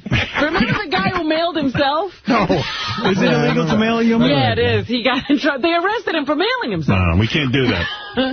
I wouldn't survive a day in jail. Would you let Catherine McPhee stick her finger in your ass? Oh. Nope. Wow. Oh, yes, you would. I'll tell you what. I'll be fair with you. How about we do like a stunt where we tie like 100 party balloons to you and we see if you go fly? up in the air. You do that, I'll let you meet Catherine McPhee. What do you think of that? You know you won't fly. We just tie the 100 party balloons to you. I bet you'll lift off. Man. I bet you get a few. I'm just trying to get him to go for it. I bet you'll get a couple inches off the ground. If they're Mylar 100 balloons? 100 helium-filled balloons. Okay. What do you think of that? No. That's nothing gross. You know what? I saw a guy on one of those beds. I bet you we could get him flying. I saw a guy on a show who did it to he flies, he's as high as him. Howard, he did it on a lawn chair. We lose him. We're going to shoot him down. Eric is flying over Manhattan. We're calling 911. That would be fun. You'd make the news and you'd get to meet her. Hello, police. We lost our midget. We tied him to a kite. No, we'll give you a dart gun. You can shoot the balloons down. That's how you get down. No. You have no sense of humor. Why wouldn't you do the balloon thing? I don't get that. I understand in the diaper. Come on. No? All right. I wanted you to meet her, but it's crazy. Would you let Tabitha Stevens stick her hand on your pants while you were next to... Why? Hey, that's a treat. But he won't even do that. All right, would you get into some kind of a crazy outfit? He's not doing anything. He's no fun anymore. Chanks, what do you want to say, Eric the Midget? Hey, good morning, Howard. Morning. You know, over the past, Eric, over the past 20 years or so, I've done some tough things that I've had my parents pull me aside. You know, you got to stop. Because the Oklahoma City bombing prank call that I did, Howard? Yeah. That was like, I immediately got a phone call from my father. He's like, see, the problem is Eric is reliant upon his parents for a living, but then again, so are you. Well, I used to I used to say to my parents, well, you know, it really didn't happen on the show. It's just all made up and stuff like that. Right. But as the years went on, they knew that it really did happen. And I mean, you know, Eric, you can't go by what your parents say. They're going to be disappointed anything you do. You got to make a lay for yourself, and you can't listen to what they say. You know. Except he's got to get a paycheck from him. Well, you know, you give him money too, Howard, you know? Does he really get money from his parents? Who, Eric. Eric, of course. He's got no way of supporting Doesn't himself. he get one of those, you know, SSI? SSI Yes. things, and don't they All pay I get is the rent check to pay to the office. Yeah, well, you know, Eric, you got fans now and stuff, and you know, you can't rely on what your parents say. They're still going to love you anyway, no matter what you do, you know what I'm saying? Right. It'd be pretty awful if they turned you out. Yeah, they're going to forget about it. Be funny, though. Yeah, but that'll make all the papers. You know, Howard, I haven't lived with my parents in 6 months now. Wow. Way to go. And I'm 40. This is also kind of a tricky time because we're going to be, in a couple months, having my brother get married and everything, and I don't want to, you know, mess anything. Oh. Is he full size? Yeah. So it's all right for your brother to have sex, not you. Great. How old's your brother? He's 25. Oh, great. He's getting married. He has a life, and he's full size. You must hate him. And he doesn't listen to your parents all the time. Because, you know, there's that Little People, Big World. I don't think there's any resentment. Oh, you're not jealous of your brother? Come on. Eric, let's be real in this conversation.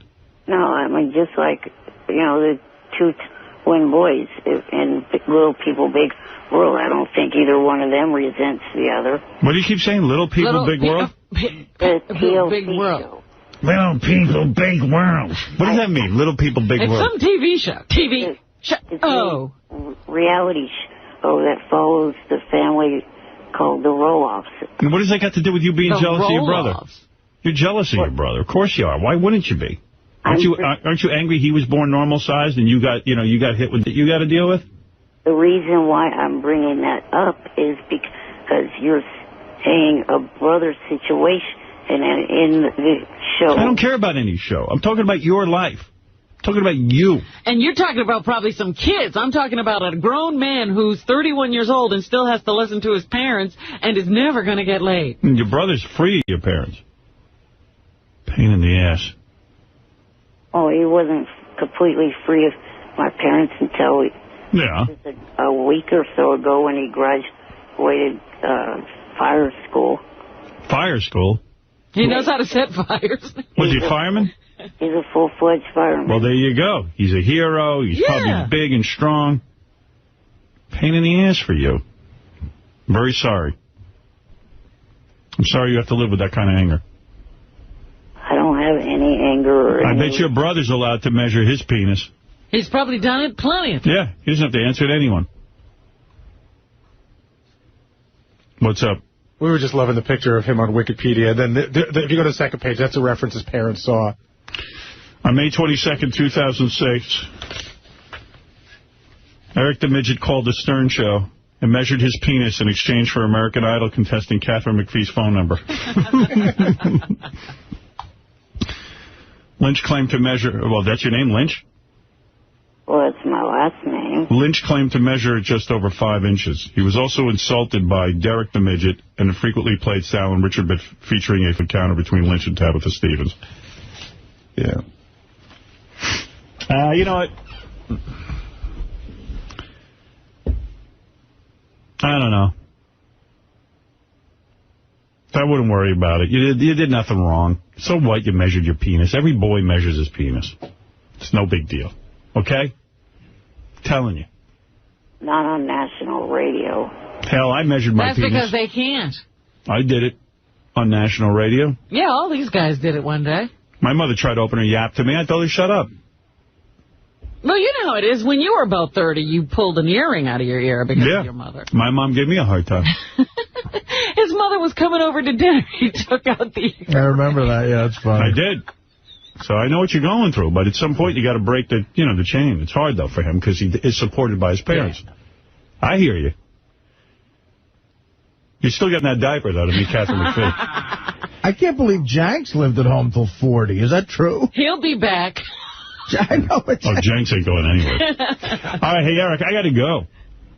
Okay. The Jenks family knows not to change the room. I'm sorry your parents gave you a hard time. Thank you. Thank you. Go figure out what you can do to meet Catherine McPhee. Yeah, you got to do something. Call us and tell us what you're comfortable with, okay? Okay. All right. I still say tying you up to a bunch of balloons would be funny.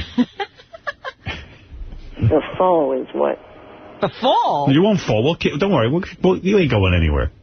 We're going to have you in this room. The highest you can fall is maybe 10 feet in this room. You're not getting that high. You're not even going to get that high. If we get you, with 100 balloons, if we get you 2 inches off the ground, it'll be a miracle. And plus, the feeling of flight must be unreal. I mean, to lift off the ground, it'd be like a superhero. You might never want those balloons to go down. I'm flying. Look at me, way up high. I'm Balloon Boy.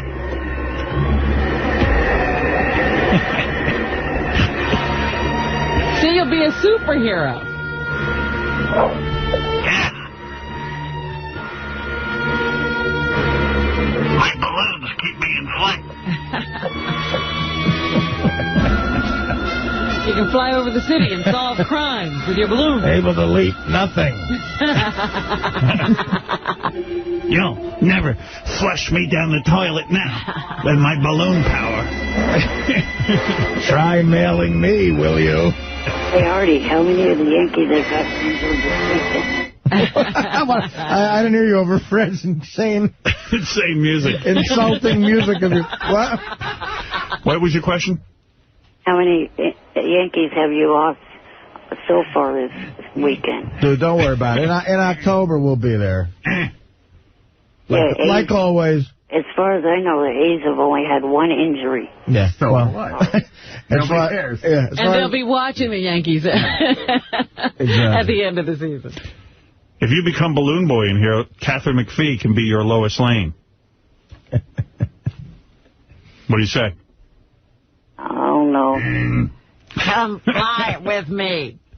You can fly her.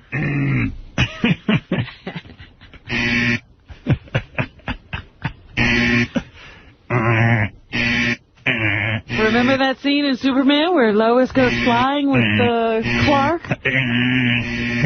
She'll fall in love with you. I don't think he can hold her. The balloons can barely hold him. He ain't taking over his life. If you tie balloons to yourself, you can fly with me. I'll show you how. It's simple. Could 100 helium-filled balloons lift him? Got to do that. I don't know. I doubt it. We could bet on it. We'd have a good time. I think. Are we talking the small balloons or like weather balloons? Weather balloons. Oh, yeah. Weather balloons? Yeah. Oh, forget about it. I thought we were talking Mylar. No. I got to make it safe. Got to use weather balloons. Or maybe just see like party balloons, like Elmo balloons. Right. No. Mylar balloons. The weather balloons, yeah. Mylar balloons. That's the silvery ones. Those are called Mylar balloons? Yeah. I never knew that. Yeah. I know that. Yeah. See how big the weather balloon is. You're looking up weather balloons? Yeah, I'm trying to see how big they are. Well, you've got a lot going on with your computer. I'd just like to see a bunch of birthday party balloons flying there. Hey, I got to play a bunch of tapes. Hey, Eric, I got to go, man. Okay. I'm sorry with your parents. I mean, they got to lighten up a little bit. You know, you're having fun. You didn't do anything wrong. You measured your penis. Big deal. Tell them you didn't really measure it. What do they want you to do? Yeah, I mean, come on. You're trying to have some fun. Life's short. No offense. All right, thanks. Okay, bye for now. Bye for... Oh, that's his sign-off. Yeah. I forgot. Bye for now. Bye for now. Said well, my friend. Did you hear who's back? Riley Martin. Oh, he's becoming like Eric now, threatening us with never speaking to us again. Hey, man. What I got to do to get some money around here? Where is he? Look at this. One weather balloon carries about 1 pound. If he's 80 pounds, we could definitely lift him off the ground. 100 will take him, yeah. Jacob, I never see him again. I'm passing a stratonimbulous cloud.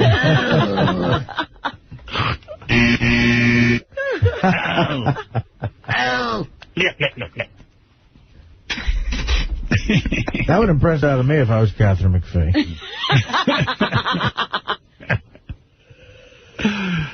Me, I'd put a diaper and get it over with. We should just time the weather balloons and make him our traffic guy. You could have like an international traffic. No, he's our weather guy. The 405 is backed up. There's heavy rubbernecking on the Bruckner. How do you know? I'm on my balloons. I'm flying over the Bruckner. The Jackie Robinson Parkway, formerly the Van Wyck. This is Eric with your AccuWeather forecast. Hey, Bonghead, what's happening? Hey now. Hey now. Dude, I was just rolling on the floor laughing when you kept coming up with these. I can't believe he didn't even chuckle yet. No, he's got no sense of humor. You can't crack him. Let me ask you something. Can I flush you down the toilet? Howard, yeah. how did you get him to, has he ever laughed on the show? No, I don't think so. Yeah, he did once. Look at all the tape and see if he ever laughed. Will got him to laugh once. He was telling him sports jokes. Remember that? Oh, yeah. I'm getting nervous now because I didn't know Eric the Midget had a brother who's a fireman who could kick my ass. Well, I told you his dad is a really big guy, and I think he's a police officer. I hope these cats... Let me give you an F, Marry, Kill. All right. All right, Wonder Woman, Lois Lane, or Catwoman. All of them at their hottest times, you know, on TV. You're talking about the actresses who played them? Yeah. No, the superheroes. The superheroes. Yeah. Lois Lane, go ahead. Lois Lane, Wonder Woman, or Catwoman. I'd kill Wonder Woman. Okay. I'd marry Catwoman. Okay. And Lois Lane. Thank you. All right, there you go. It's pretty easy obvious. for you. Pretty easy for me. I believe I remember the joke that got Eric the Midget to laugh. What do Jose Offerman and Michael Jackson both have in common? What? They both wear a glove for no apparent reason. There you go. Offerman made Wow. Eric... I think that made Eric the Midget laugh. Will might have to confirm that. Yesterday, you talked with Eric the Midget about tying 100 balloons to see if he could float, to tie the balloons to him. Well, we found a balloon company that says they can make it work. Wow. Oh, I would do anything. You know what? Somebody sent me a picture of the underdog float from the Macy's Day Parade. And with Eric the Midget tied to it. And it was really funny. But, I mean, it would be great. I love that picture. If he wants to meet Catherine McPhee and we can get her in here, he's going to have to float. Yeah, we got to fly him. Yeah, we're going to fly him. You know what they use? Fly him right out the window. What do they use? A weather balloon. Yeah. That's what we're talking about. Oh, okay. For every pound, what is it, Gary? It's, we're getting so much stuff, and I don't have breaks to talk to you about it. So if you go to Gary Preview page 2, it's sort of a 3-part Eric thing going on there. First, it starts out with a voicemail from Tabitha Stevens saying that she's sort of pissed off that Eric won't let him. Doesn't want her. And then it follows up with a voicemail. Can you imagine? Eric calls and lays down the rules. I think he's ready to accept being put in a balloon chair. And then that finishes up with the Jerky Boys call about putting in a balloon chair. All right, wait. Let's listen to all 3 parts. Hey, Will. It's Tabitha Stevens. How are you? You know, I'm getting a little bit upset here about Eric the Midget. Eric the Midget, wow. You know, I think what I should do is maybe have him come on the show and meet me so I can be in front of everybody and kind of like, you know, have Eric take a look at my naked body. And then have him maybe touch my tits with his little hand, and then take his nice, wet little mouth and suck on my nipples. Maybe he... Did you play this for him? No, we're playing it for him now. Where is he? Get him on the What a giving phone. girl. This is why she's an angel. I thought she's awesome. If you were Eric the Midget, you wouldn't just do her? I'm thinking about doing that. You know, because then that would make me wet. Then I could get him to take those little hands, lick them, and stick them in my twat. I mean, that'd be hot. Then he could just finger bang me until I come. And then he could take his fingers out and stick them in my mouth and shut me up. Hopefully he would have a boner by then. Then I'd have to take my hands after I spit in him and jerk him off. Hopefully he'll come in my hands. If he does that, then we'll move on to the level. Hotel City. That's right. I'm going to have to take that guy. Hold it a second. Hey, Eric. Good morning. Good morning. Are you listening to this? I only heard a little bit. All right, I'll start it over again for you, okay? You're out of your friggin' mind. Everybody's jealous of you. Evidently, you're driving Tabitha Stevens nuts because you won't do her. Right. Listen to this. I'm starting it over for your benefit. Hey, well, it's Tabitha Stevens. How are you? You know, I'm getting a little bit upset here about Eric the Midget.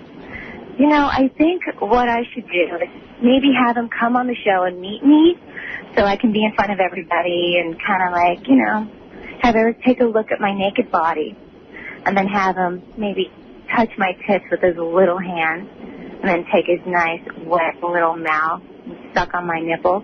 Maybe he would like that, you know, because then that would make me wet. Then I could get him to take those little hands, lick them, and stick them in my twat. I mean, that'd be hot. Then he could just finger bang me until I come. Could finger bang her. You hear this? Yeah. Now keep listening. And then he could take his fingers out and stick them in my mouth and shut me up. Hopefully he would have a boner by then. Then I'd have to take my hands after I spit in him and jerk him off. Hopefully he'll come in my hands. If he does that, then we'll move on to the level. Hotel City. That's right. I'm going to have to take that guy and bang out of him. But we got to see. So let's see if our buddy Eric can handle me, Tabitha Stevens. Bye. Dude. That didn't get you a little worked up? No. Lying dog. Then you're but gay. she says she's right. She needs to be in here enticing him. She says he's going to finger me till I shut up. Did you hear that? That doesn't sound hot to you? No. He's not here. He's not seeing her. He's such a liar. You know what? I'm going to make you move back to the lake house. That doesn't turn you on. Then she's going to take you to a hotel, dude. She's not even going to be finished with you in here.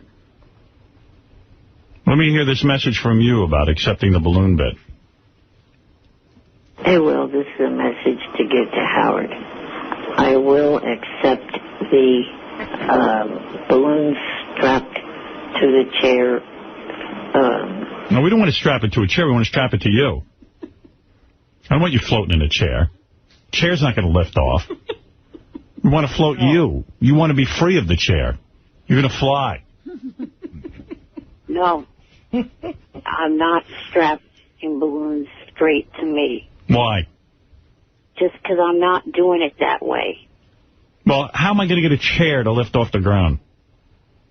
A simple lawn chair can lift off the ground. No. You know, there was a guy in Los Angeles, I don't know if you remember this, in the 80s that did that in a lawn chair, and he got stuck over L.A. for hours. I'm not interested in that. What I want to do is have you actually levitate. I want to get you at least 5 to 6 inches off the ground. Then that's not going to happen. Sure it is. Then you're not meeting Catherine McPhee. Yeah, well, then you're not going to have Tabitha Stevens or Catherine McPhee. Oh, well. Whose loss is it? We'll be sitting here with her. You'll be at home listening. How many balloons did this guy... All we got to do is tie a weather balloon. A weather balloon. What did the guy say, the expert? Well, from what I understand, it expands to whatever you need it to. Oh, good. I want to get you about 6 to 10 inches off the ground. No, I'm not doing it that way. No. Who needs to float a chair? Why do we need a chair? Yeah, I mean, I don't even understand the chair. Don't you want the feeling of flight? I mean, maybe we'll even let you walk. You know, we'll get you just up on your feet. Yeah. What if we just get you 2 inches off the ground so that you can walk? No. Your little legs can move. How many weather balloons would I need? I think just one. I'm tying one balloon to you. I'll put it on your belt.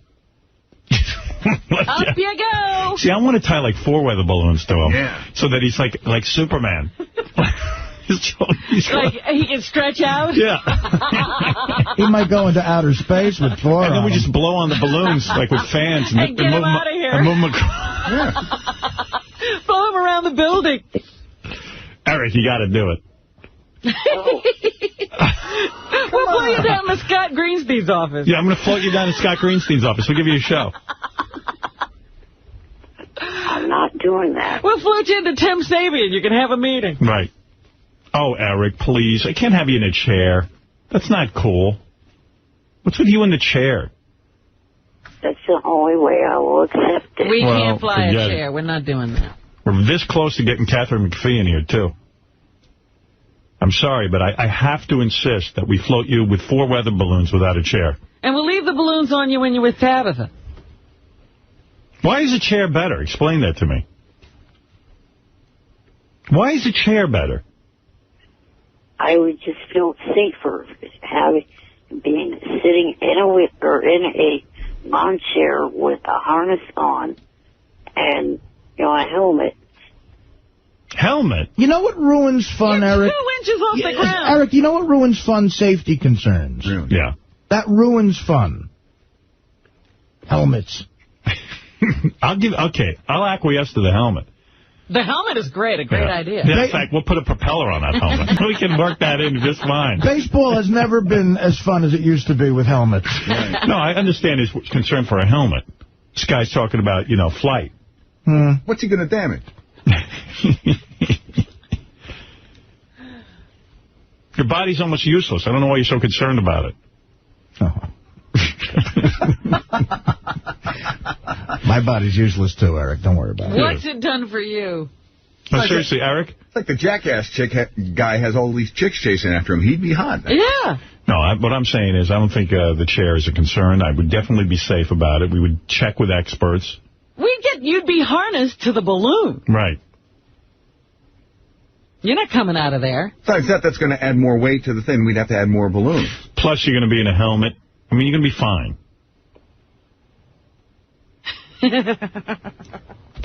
Are you there? I mean... Can we put him in a Superman outfit? What are you going to wear? Regular street clothes. I'm not wearing any. You got to wear You're a superhero. I am not. I demand the cape.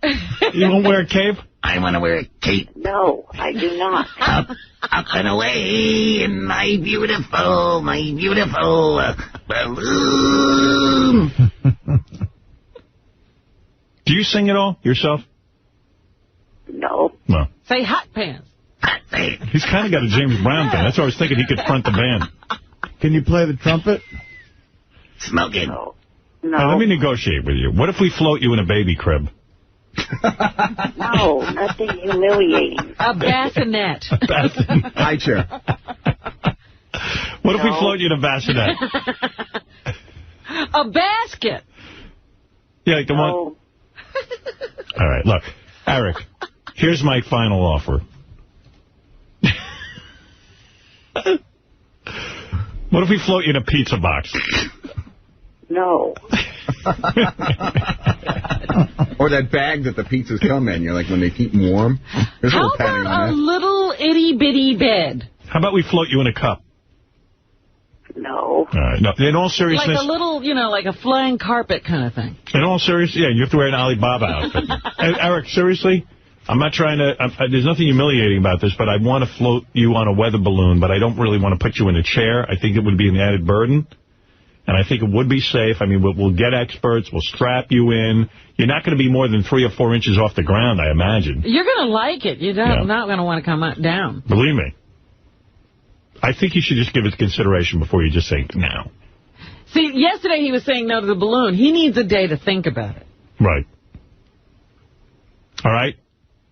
Just think about it. Maybe I'll think about it. Yeah. It won't, you know, it'll be fun, I think. Won't do anything to... I'd love to fly. We could arrange that.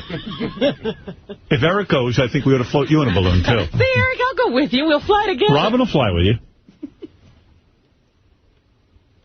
What is it, Bobo? What do you want to add to this? Hey, what's happening? Yeah.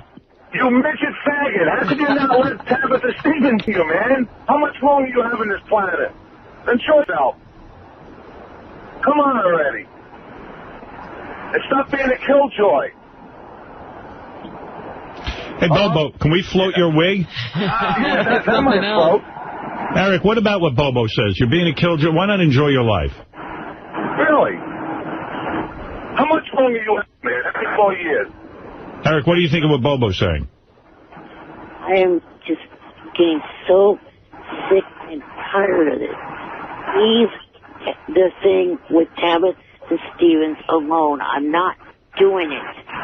Take it off the table. What? What? I'm tired of being asked by you and everyone else to do Tabitha. I'm not doing it. Period.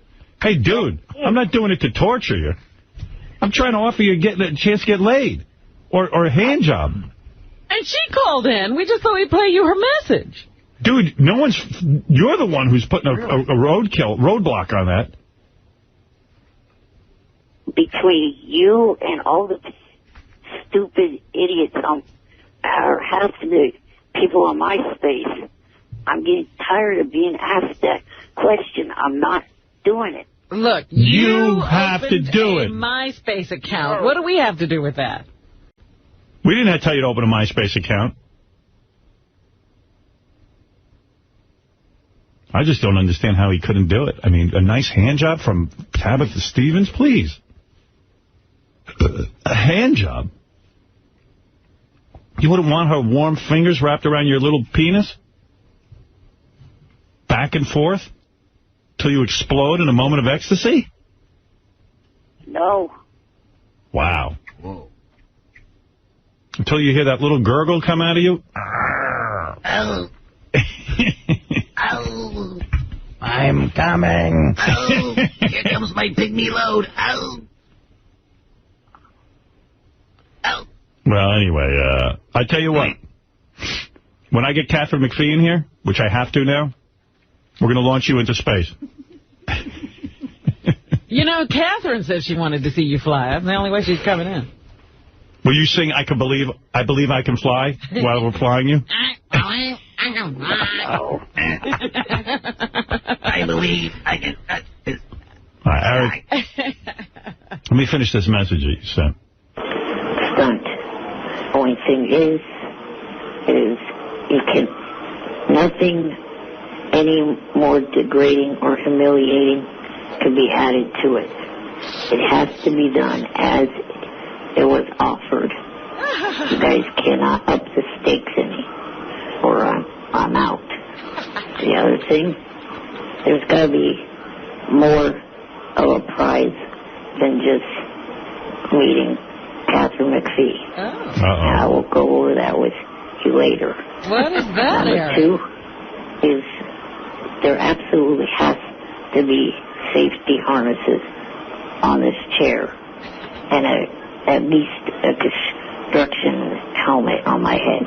Of course. And it'd be done the day before she is to come in the studio. Right. That way there's less of a chance of her actually, hearing it or, knowing it that it happened. All right? Like I said, I'll talk to you more about it later. Bye for now. What's the more of a prize? Yeah, what do you want?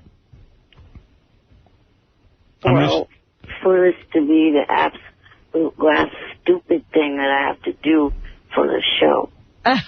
No, that I can't guarantee you. I mean, they could always put offers out to you. Well, next year there's another Idol season. Yeah. We're going to do more than float you. That Superman cape's going on. If there's a really hot Catherine McPhee type.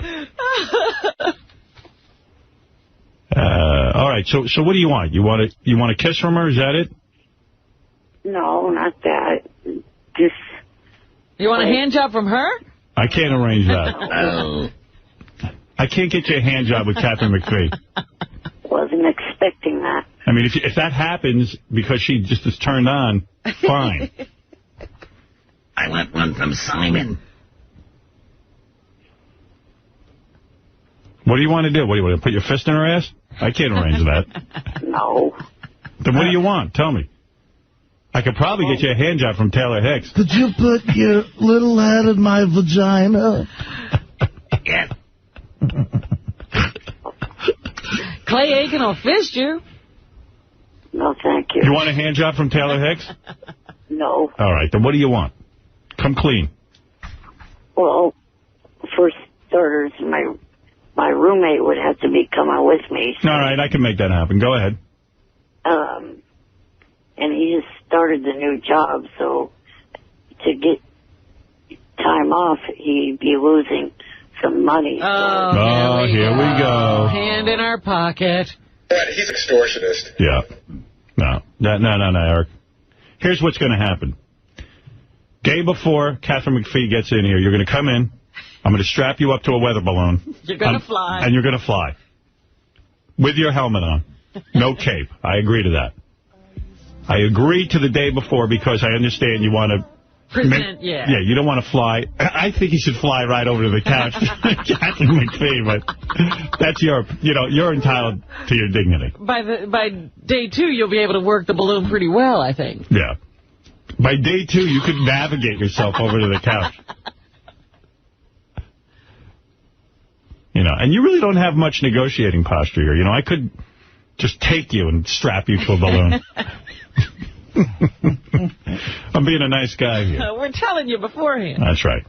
All right, so the day before, you'll float on a balloon, and then when Catherine McPhee gets in here, you will be seated next to her on the couch.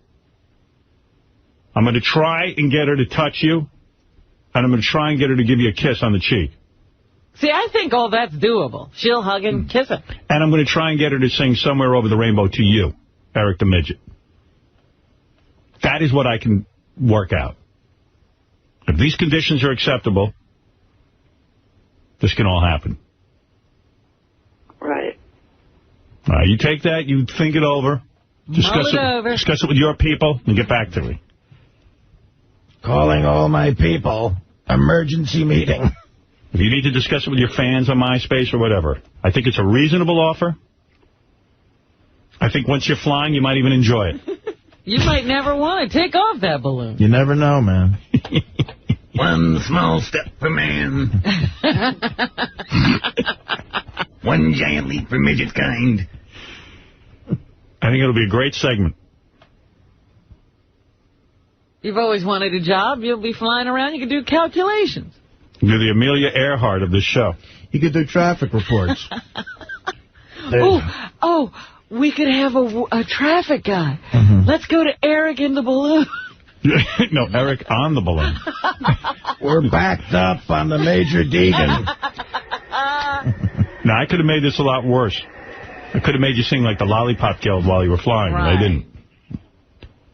I'm just curious to see if we can float you, that's all. Right. All right.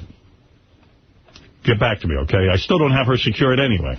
This is all in theory. Thank you. But it would make us work a lot harder if you were going to fly. Oh, I would kidnap her.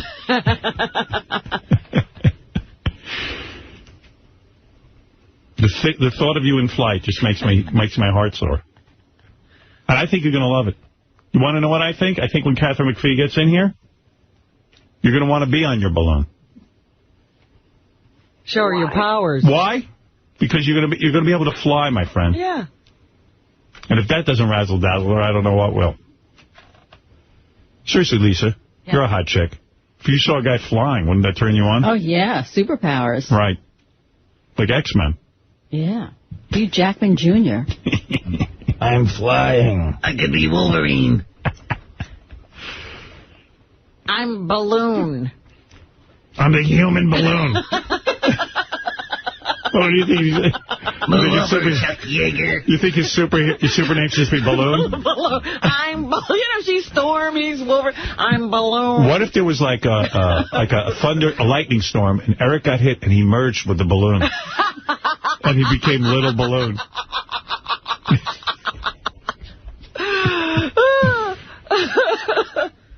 What if he became Balloon? Then you just flew and kicked our ass. Well, I love you, man. Don't know why you have to act the way you do towards me. But I don't even know why either. I'm a sick, depraved human being. I really am. There's really something wrong with me. I just love you, man. And really, I would love for you to meet Catherine McPhee. I think it'd be a good show. All right? Okay. Hey, you know this guy, Derek the Midget, who claims he's better? Yeah, I know that's Sal. No. Derek the Midget. He says he's banging Tabitha Stevens right now. Derek, is that you? Hey, hello, Howard. What's going on, Derek? I'm banging this pig whore right now. And, Eric, you don't even know what you're missing, you fag midget. You're banging Tabitha. Sal. You should feel this pussy. It feels like Jell-O. You'd love it. Okay, Sal. This isn't Sal. Do the balloon thing, but, Howard, add a few balloons. Eric has sausage tits. This is not Sal. How about Sal walk into the studio right now? All right. Sal, walk into the studio right now if this isn't Sal. This will prove it once and for all. Come on in, Sal. And I'm still on the phone, just all right. in case. Here is Sal. Here I am, you little midget. Yeah. There you go. See, that was Sal. Revealed. Well, there you go. That was Sal in the studio. You should do the balloon thing, Eric, and fly out of your parents' lives once and for all. All right. Thank you, Derek. Goodbye. Eric, anyway, get back to me and let me know. I think we're close to getting this done, okay? Okay. Thank you. That is Eric, who is sometimes known as Eric the Actor, Eric the Midget. Eric, considering flight. Eric considering actually being the first midget to go in flight in a balloon.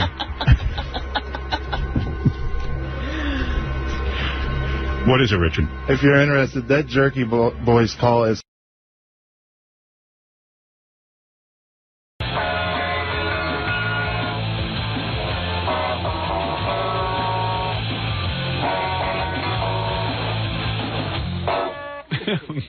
Just jamming a little, Robin. Get into that holiday spirit. No, Wait, somebody break your fingers? You used to play better than that. No, Fred bought this cool guitar. I'm going to buy one. Yeah? Does it play? It's like a player piano. It plays itself. No, what it is you see how this is an electric guitar, but it's all self-contained. You don't need an amplifier. Oh, you mean that's not hooked to anything? No, it's not hooked to anything. See, it's got just a circle here. Oh, cool. You got that, what'd you buy that? Is it $200? $200, and you got a guitar, you don't need an amplifier. Comes with a gig bag. See? A gig bag? Yeah, I need a gig bag. I don't even need a guitar, I just want the gig bag. Gig bag. What's in a gig bag? Who makes this thing? Fernandez. Who? Fernandez. Fernandez makes this. A guy, a Puerto Rican guy we know. It doesn't sound like it's in tune, though, Fred. I'll tune it up. No, that's what I was thinking. I said either your playing has gotten really bad, or the guitar's out of tune. You know what? It doesn't even matter to me if it's in tune or not. Pull it out of the bag, that's why. All right, what would you like to hear, Robin?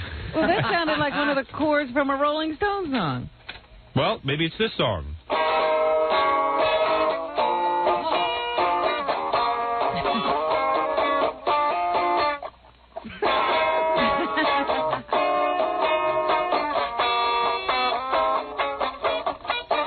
Thank you. JoJo Woods down in New Orleans. I know you, baby, you know me. Just around. So now that you would like, you'd like to have that. Brown duty. right, get this out of my hands. It's dangerous. You would like to have that to play with for about a week. Yeah, I play with it for about a day. You know what it is? It's cool, but then you get frustrated because you don't know how to play. Here, Jackie, play us a tune. That's a minor problem. Yeah, play us a tune, Jackie. Oh, it's cute and little, too. Yeah, Jackie plays one of his hillbilly songs. Play something you've been working on. Ding, ding, ding, ding, play us ding, ding, ding, ding. It's not a band. Play the they call it marijuana. They call it marijuana, and before the song is done, I'll explain to all you people. I can't play this thing with this thing. He's got big rubber condoms on his fingers. Play it better than Howard. You're the one I most desire. Retard. You're the one I never tire of around every bend. Where did he grow up? I don't know. Why is how could you be into that? And that's what comes out. Everywhere. He starts twanging. Around every bend. Won't you help me, brother? Did you write this? Around every bend, Lord, get me out of here. Yeah, he wrote it. Got any good beer songs? Yeah, right. Pal. He starts playing that guitar, and I want to take it and hit him. Yeah. At every song, he puts that big dopey smile on. Every time I see him, baby. Around every bend. Gold, gold. Give us gold, gold. Gold, gold. Cold gold makes you old way before your time. Cold gold makes you sleep right through your prime. Now, whiskey is for celebrating. Beer just gives you body weight and comes out of your ears before you're drunk. Beautiful. Drink it when you're 10. Drink it when you're 10? Drink it by the six-pack. Wait, they got the drum back.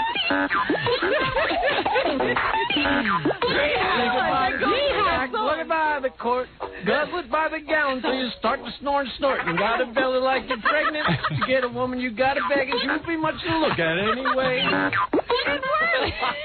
Well, I can't walk but better drive because I can't see. Somehow we always seem to reach that mahogany. So we just set him up. Don't let it up till we hiccup and can't get up. So we all commence to singing this here song. All his songs are like 900 words. A big smile. Yeah, look at a big smile on his face. Beer just gives you body All right, get the guitar away from him. Make me sick. Beer makes you older celebrating. Only gonna get to doing it. Flat and scrug. That's a few years ago. Dude, where did you grow up that you're into that? I spent 6 months in Albuquerque. Yeah, well, maybe you should erase that from your memory bank. I love it. Beer, it's clear. Beer, They'll go on the Off-Our Rockers. Around every bend, around every bend. That was a finger cut song. Good for you, pal. It's not a complete thing. It's what he chooses to play. It just ruins it. My problem is I got cool songs to play. I just can't play them. Yeah. All that effort going into those songs. Yeah. And he can play, it's sad. I mean, he's picking individual strings and the whole thing. Yeah, he's got a thing going on there, but no one wants to hear it. He's got something going on. Pathetic.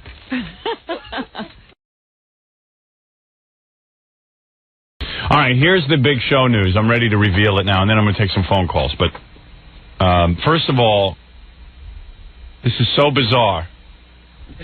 Just get ready. It's bizarre news. It's bizarre news.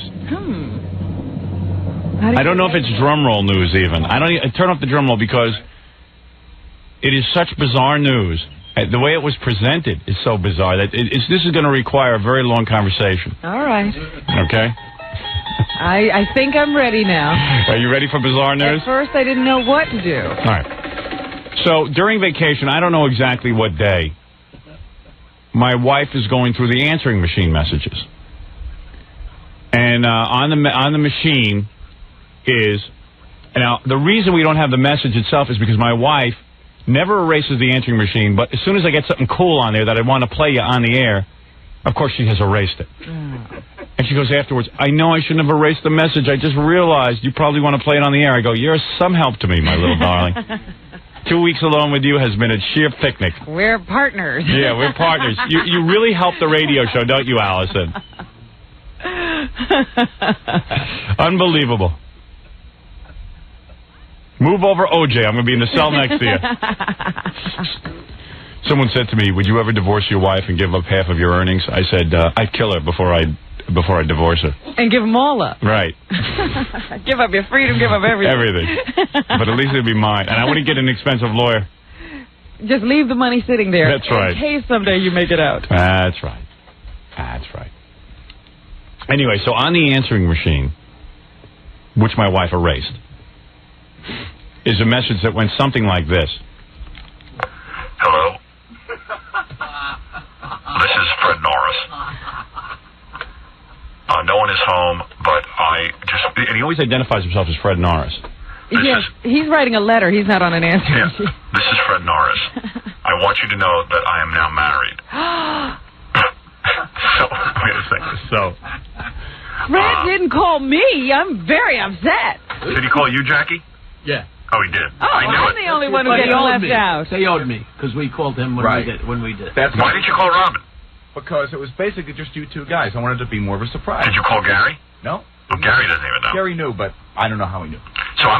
So wait a second. So anyway. He just wanted you two guys to know. Yeah. Because what? I think my theory is he had to let someone from the show know. So he figured he'd let me know. Mm-hmm. Like that's some kind of honor to get the call from Fred. And I think Jackie, because Jackie is the kind of guy that I don't think Fred wants any grief from Jackie. Ah. Like Jackie has a way like, hey man, I'm hurt. You didn't call me. Who does? You know what I mean? For a week. I don't know what it is, but he feels obligated to have to call Jackie. Wow. Fred, I'm hurt. I'm sorry, Robin. It was really not meant to be. Oh, yes, it was. No, it wasn't. It was an oversight. Never mind that. I figured you wait were a busy second. running your book. So then I said, wait a second. Fred ran off and got married. And I said, where did he run off to? I don't know. He gave no consideration to the fact that, A, if it wasn't for me, he wouldn't have met his wife. Yeah. Not true. Now, first of all, let me explain something. Whoa, what did he say? Not true? Not true. Not true. Oh, how would you have met her? No, no, you're twisting my words. I don't. Unless you didn't marry Allison, did you marry someone else? I never bothered to ask who he married. I think that was part of my message. Who it was? Lisa Marie. Did he give you a message who it was? He said we. Oh, maybe he's talking French. We. I am married. We. No. So anyway, at first I said, oh great, Fred didn't hassle anybody. Yeah. He just went off and got married, and because who wanted to take a day out of their vacation to go watch Fred get married? Right. Well, he didn't have to do it on vacation time. Right. Could have done it during the week. We could have had a day off. I could have covered it. That's right. He's not thinking. But then I started thinking. I said, boy, that's really weird in a sense. Fred, can I ask you this? Go ahead. What day did you get married? It was the 10th, which was a Sunday. Okay. And who was in attendance? Who was in attendance? My mom and dad and her mom. And what about your brother? My brother wasn't there. What, you didn't invite him? Because it was on a Sunday. Oh, he's busy on Sunday. Yeah. Where was your brother on Sunday? He works on Monday, so it's like he's not going to take a day off. He works on Monday, so he couldn't be there Sunday? Where were you? Out of the country? We were 3 hours. Like, for him to do it would be a real hassle. He's got kids and everything. Yeah, but, I mean, he's your brother. Have a big party, so. Right. That's when everybody... So it was your parents and Allison's mom? Right, and her sister, and that's it. Actually, her grandmother showed up. Her grandmother, too. Well, uninvited, though. Yeah. They threw her out. She crashed. Let me in! I'm coming whether you like it or not. Anyway, I Fred, realized... I'm not coming to the party. I'll let you know right now. Exactly. Are you having a party? In October. I see. So I'm giving everybody ample notice. Well, I'm giving you ample notice that I won't be there. Okay, well, that's your choice. Yeah, well, Fred is having a party at Larry Schwartz's house. Because he does everything Jackie's way. Anyway, first of all, Fred, it was really weird. So we get this phone call, and hello, this is Fred Norris. Like, I don't know who Fred Norris is. Yeah.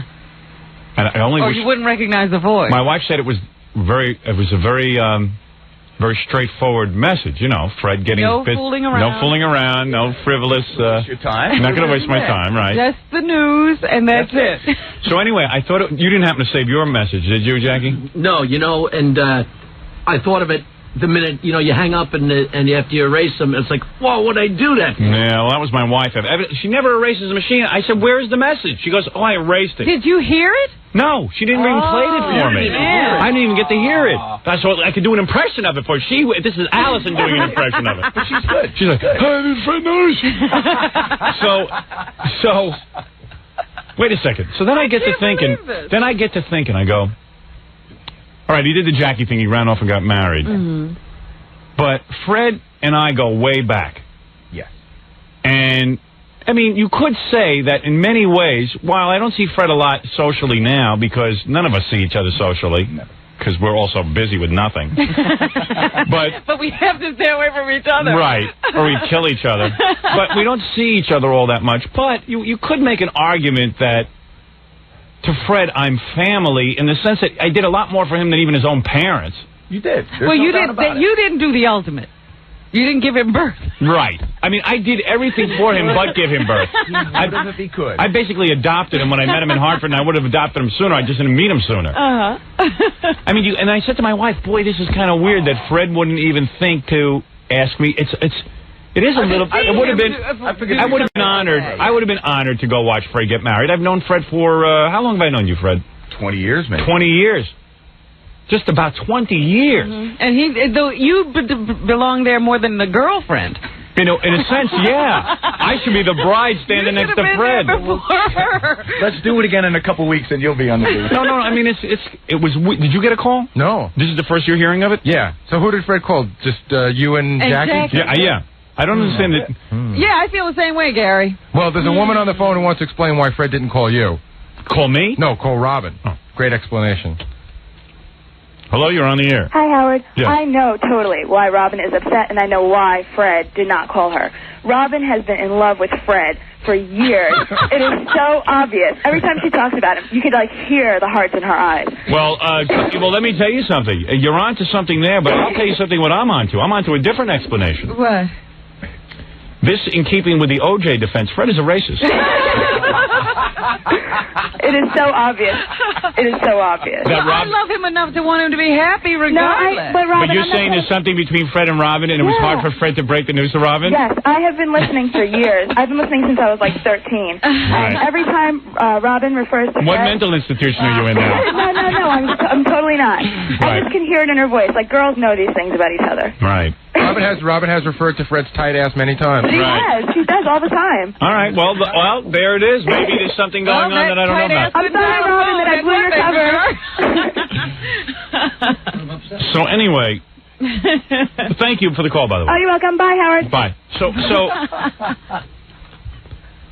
So I started thinking, this is kind of weird that Fred didn't even... not to even invite you. I'm the guy who, I created Dial-A-Date, put you on it. Yeah. But you're also responsible for the whole lifestyle he can offer this woman. Yeah. It was weird. Don't you think it's a little weird? Well, who did Fred invite would be the important question. His parents, who, believe me, have been no help to him. In other words, if it was a tiny little thing, you probably should have been in anyway, but I mean, are we talking 6 people? I just think it's weird that, you weren't there, Jackie, Robin, me. It was also in the middle of vacation, too, and we kind of, decided, at the last... Can you get an annulment and redo it? We could. I don't think that would even make it up for me. Yeah, you wanted the call. Now, I got to tell you, Robin always loves a reason to be mad, so you're just giving her a great one. There you go. Yeah, Robin's happy. Speak to you again. Robin, there's a chance you get divorced, you can still marry him. Nope, not until then. If Fred had invited her, she wouldn't have gone. Of course not. I wouldn't have gone either. I got to finish my book. I like the invitation. Right. I'm starting to feel stupid that I had a wedding and invited everybody, because Jackie and Fred, they ran off. No, please. No, it was nice. No, Jackie ran off. Fred had to do what Jackie did. You did it your way. Hope I didn't put anybody out. Except Tom. So where did you get married? All the way out on Long Island? On the East End. On the East End of Long Island. So it would have been a 3-hour trip for everybody to get out there. Well, that would have been way too much to do for you. You're right. I think. Yeah. No, it really was. It was a spur-of-the-moment kind of thing. Oh, really? Was it? It was we got out there and went, let's do it. Good thing his parents were in town. Yeah. We called them. They made it cross on the ferry. It was great. Really? So you mean all of a sudden you just decided? Yeah. That's it. I mean, what is it? Eyewitness account from the wedding. Who is really? it? Fred's cousin Judy. Oh, Judy was there. Oh, Judy got to come? Oh, so your cousin was there. You lied to Not my cousin. This is actually Al's cousin. So she's upset that she wasn't mentioned that she was at the wedding. Jeez. Yeah, but Fred's trying to keep that guest list down. Yeah. Other cousins are there. Hey, Judy. Yes. I guess you're more important to Fred in his life than How long I have you am. known Fred? Good morning. Yeah, I mean, it's kind of weird. How long have you known Fred? I've known Fred, about 7 years. Yeah? I've known Fred 20, and I bet you never gave him a day's work. No. I bet you didn't drag him out of Hartford. Excuse me, from Springfield, from Wacky Radio. No, Howard. I didn't do any. I just went to the wedding. We drove 3 hours there. Yeah. And 3 hours back. Yeah. And it was a lovely wedding. So who else was there that Fred's not telling us about? My husband, Right. Arthur. Yeah, Arthur was there. And not even a relative. And who else? That's it. And he told you about everybody else except us. Right. So we were there. Was he married in the temple? No, he was married on the beach. On the beach? Uh-huh. What was he wearing? Lovely. What was Fred wearing? He was wearing a black suit Yeah. with a multicolored shirt. Any tie or? And he looked very handsome. Yes. And was his hair pulled back? No, his hair was loose. flowing. And what did Allison wear? Allison was wearing a lovely. Don't tell me white. dress. Don't tell me white, because Fred has fouled her. It was smudged. Like an off-white and a very pretty lace mantilla. Oh, mantilla. I didn't even know there was such a piece of clothing. Lovely. A lace mantilla. Well, that's a headdress. Oh, is it? Yes, it is. It's like a. It's fancy. Headdress. Same thing Johnny Carson's wife wore. She had a schmata on her head. Schmata. Did Fred? Were they married by a rabbi? A judge. A judge? Yes. So there was no stepping on glass or anything? Well, no, they were on the beach. I figure on the beach you'd have to wear a waterproof yarmulke. Yes. Fred got married like Alec Baldwin. It was very, very nice. Yeah, just like Alec Baldwin. Were they barefoot? No, wearing shoes. No, they were wearing shoes. You wearing shoes on the beach, Fred? They were wearing shoes. Everything was very tasteful and very lovely. Well, you know, Howard, this brings up a very important question now. It's weird that, didn't you think it was weird that Fred didn't invite me and Robin?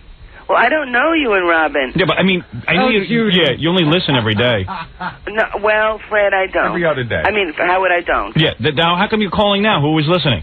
I was listening. Oh, you were listening. I listened to you. Yeah, I listened to you, Howard. Oh, so you just said you didn't listen to me, but now you do listen to me. Well, not every day, Howard. Oh, every other day. You know, I have things to do. Yeah, I like how people claim that they're not a listener of mine. Then she goes, well, I listen. No, Howard, no, I would never do that. You there just are days did. that I listen, like today when I have time in the morning, and there are other days that I'm rushing out and about and I can't. Yeah, the first day Fred's back after the big wedding. Well, of course. So knowing my relationship with Fred. Yes. From a listener's level, Yes. Didn't you think it was odd that I wasn't there? Yes. Of course.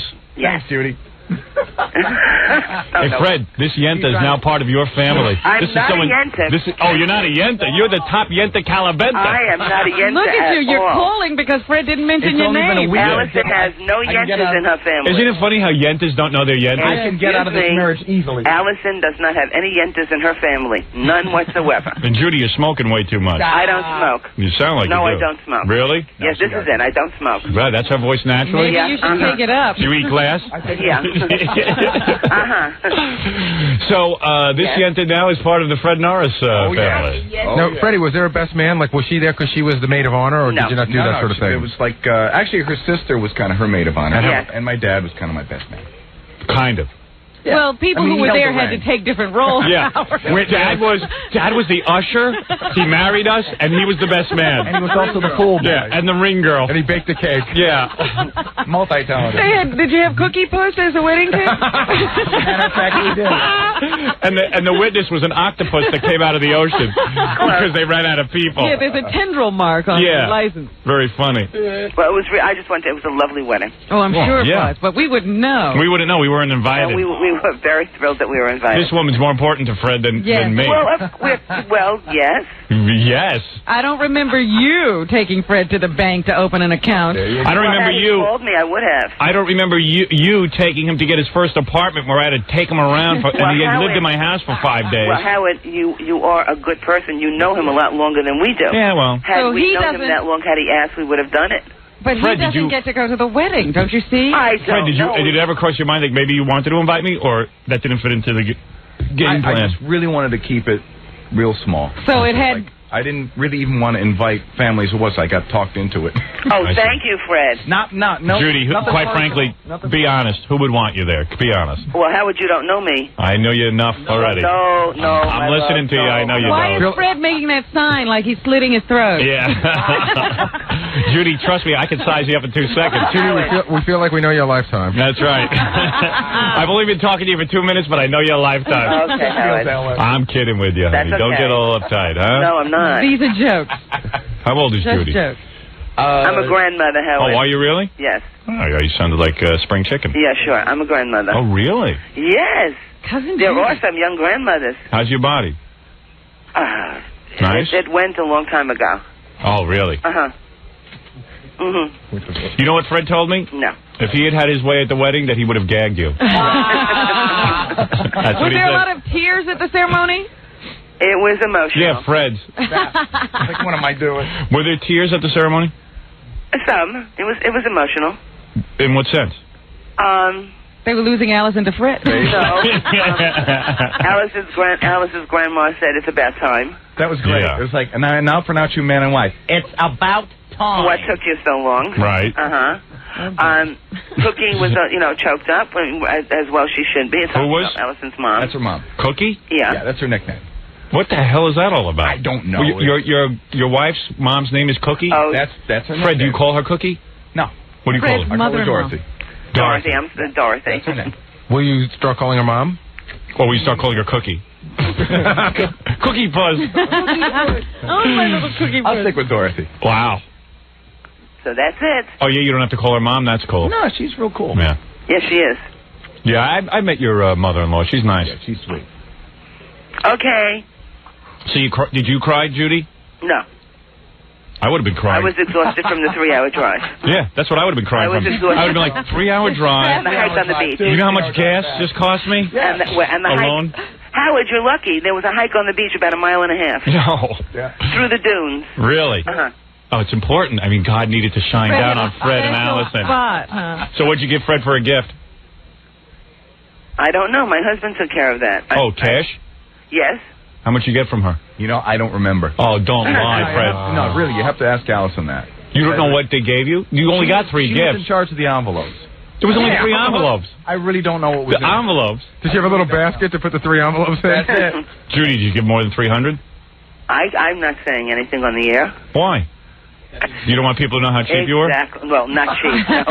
Did you give over $300? How prosperous? No. You did not. What? You didn't give over 300? I don't know. You do know. My husband's the accountant. He takes care of all the money. How much over 300? I don't know. I just spend it. I don't know how much there is. At least invite me, Fred. I give way too much at weddings. Do you really? Ask Gary. Well, what? Do you really? Howard, you were insane at my wedding. And Robin is too. Yes. Well, Fred just aged himself out of... well, what do we do now? We got to buy gifts, right? Not what me. Do you buy? Not me. I'm what not do you buy? buying it. I wasn't invited. We got married. Yeah. I'm not buying. I didn't hear the answering machine message. We have to People I observe read this about event. in the paper, I don't buy gifts for. If my machine had blown out, I wouldn't have known. Jackie, did you give him a gift yet? No, I Did you have any just fun? got home. I just was curious what everyone else was going to do. And I don't want to videotape Jackie. All right, Howard, I have to go. Oh, come on, Judy. Do the rest of the show with us. No, I can't. I have to. Come on, Arnold Schwarzenegger's going to be calling you later. I'm very excited. Howard, I've got to go. All right. All right. Do you have any questions for Arnold Schwarzenegger? Pardon me? Thank you. Thank you for the call. Bye-bye. All right. Well, congratulations, Fred. Not again. Yes, congratulations to you and your betrothed. Thank you. Hope you're very happy. Who planned the wedding? Allison, your wife? Pretty much. She was definitely in charge. And did she want to invite some people, but you were, like, against it or something? I really just wanted to keep it, like... Just like you and her. The whole thing. We It started would've off turned being it- more of an elopement, and then she goes, I really want to invite my mom. And I go, okay, invite your mom. And then it just... Yes, because she actually has feelings, Howard. Did you notice? She really cared and wanted to invite her mom. Well, that's my point. But if you're going to have an elopement, you go with an elopement. First of all, how many friends does Fred really have? It wouldn't have been like a huge wedding. It's just me and you, really, are his friends. I don't even consider Jackie his friend. But Jackie at least got a call. Yeah, well, Jackie got a call because Jackie has a way of like, hey, man, nobody called me. Why do you think it was Jackie out of all the people in the world that got a call? I don't know. It's just because Jackie's a complainer and turns people against you. If so it's like, hey, man, come on. It's not fair. Everybody else, it's not fair. He's one of those kind of guys, so that's how he gets calls. Well, I guess I'll... Is Jackie... And you want to know something? If Jackie wasn't a writer on this show, because I've seen this in Fred. Al Rosenberg used to be the other writer on the show. Fred doesn't call Al Rosenberg ever, but Fred would... it's like... He would have called him that particular day. Right. If Al was the writer. Why Jackie out of everyone? I mean, me, I understand. Like, if you just called me... Well, Jackie called us when he got married. But don't you think if Robin had gotten married, she would call you? My wife I don't know. is You have friends to with ask his her. wife. Probably not, actually. But My wife is not. friends She's with too his busy. wife. as well as Fred and I being... Yeah, but out of all the people to call, in other words... Oh, I'm not a friend of Fred. But didn't Gary invite you to his wedding? Yeah. I'm a little disappointed because I was Allison before Allison. That's right. You were his girlfriend. And I was Allison before you were Allison. That's right. I could have been on that beach. No, I'm saying, why would you call Jackie? Well, because out of everyone else, if you would, either you don't, you're not going to make calls. Why Jackie? I mean, Fred is not particularly close to Jackie. They were at one time, and but so their were wives you. are friends. Yeah, but like my wife is as nice to his wife as Nancy is to his wife. No, I think they hang out a little bit more than... Oh, do they? Yeah, I think they so. both have those acting we went out careers? 4 years ago. Yeah, that's right. When's the last time you went out with them? I really don't know. I think you're imagining things, Gary. You know, Fred and Allison used to go over let's there. ask Fred. Fred is here. Why shouldn't we ask him? Why would you come All right, let's take a vote. him? Who's brave enough to ask Fred? I am. All right, you ask him that. All right. Fred, why did you call Jackie? Besides the fact that he called you at his wedding, was there any other reason, or was that pretty because, much? Allison has more of a relationship with Nancy. There it is. Oh, I don't think that's the reason. You gave him that answer. Yeah. I'm sorry. He does not. She does not have a relationship with Nancy. But she does. Where does she have a relationship? They talk on the phone quite a bit. Well, how often? Do you know about this, Jackie? Maybe once every. Of course I know about that. Oh, you do. They do. They really speak once a week? Not once a week. But that has nothing to do. Like, why did you call Jackie? Why didn't Allison call Nancy? Right. Basically, I just figured it was my job to do it, so I did it. Really? Yeah. I don't buy the explanation. And you see me just every day. Right. That's all. I wanted to be more of a surprise. Do you remember the party that we had when everybody came, Howard? I am very The party surprised. that we had when everybody came. Your dinner party? The dinner party. That actually started out as a dinner party, just the Norrises and us. Really? Well, all I know is, certainly out of all the people Allison knows, Nancy is not her closest friend. And there is something operating here where Fred, out of all the people, I understand why he called. Yeah, absolutely. But out of all the other people in Fred's universe, the guys he plays music with all the time. How many calls did he make? I want to know.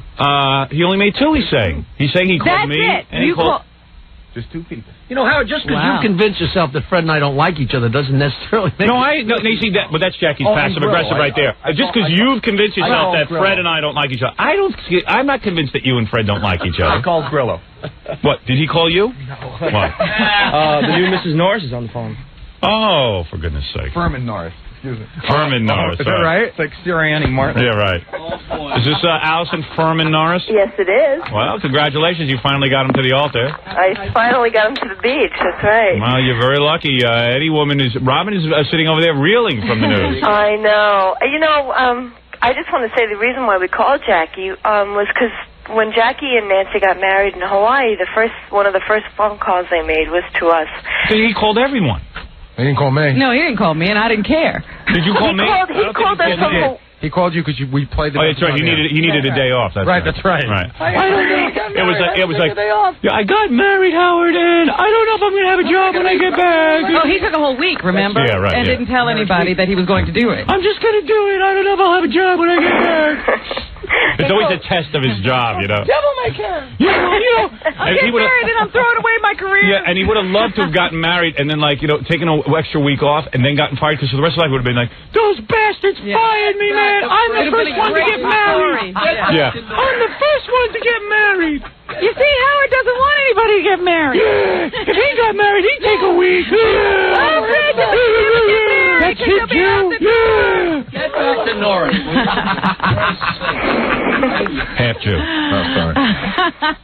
Anyway. Robin, I'm sorry, Robin. Oh, don't apologize. Oh, here she goes. I do. No apologies necessary. Furman Norris. Communication Save your accepted. breath, So tell me why you would... Oh, I'm drooling.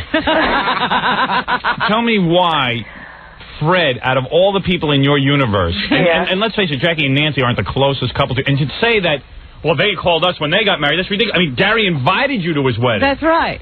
That means nothing.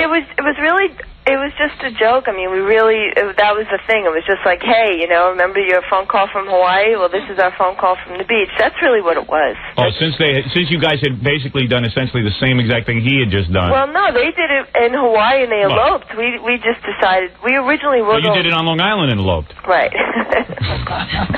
On the beach. On the beach. It was really... 3,000 miles. And then you hyphenated your name like Jackie's wife. No hyphen. No hyphen. No hyphen? I don't know. One word now. Furman Norris. No, I think it's two separate words. Actually, yes. And It's like Lee Harvey Oswald. You can't be Allison Norris. You have to be Allison Furman. You must have Furman in there. Yeah. Yes. Why don't you become Allison Forrest? Just put the F, and Fred will have to change his name as well. Why don't you hyphenate and become a new name? Yeah. Norman.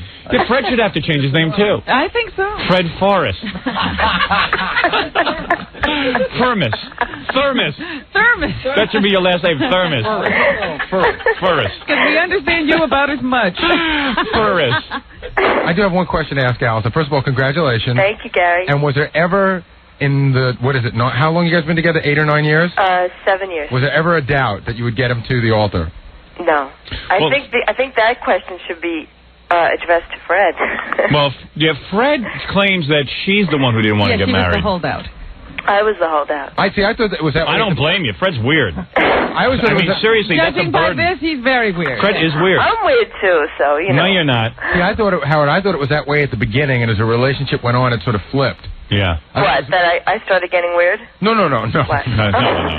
You will, though. I thought it was Fred who wanted to get married more at the beginning of the relationship, and then I thought it was Allison who wanted to get married more towards the end. Because I thought Fred wanted to get married pretty early on. Was the impression I got? I don't get any impression. Who talks to him? Who would know? Who They've knows? been toying with this idea for quite some time. Yeah. Really? Who would know? Well, we finally did it. We figured, why not, right?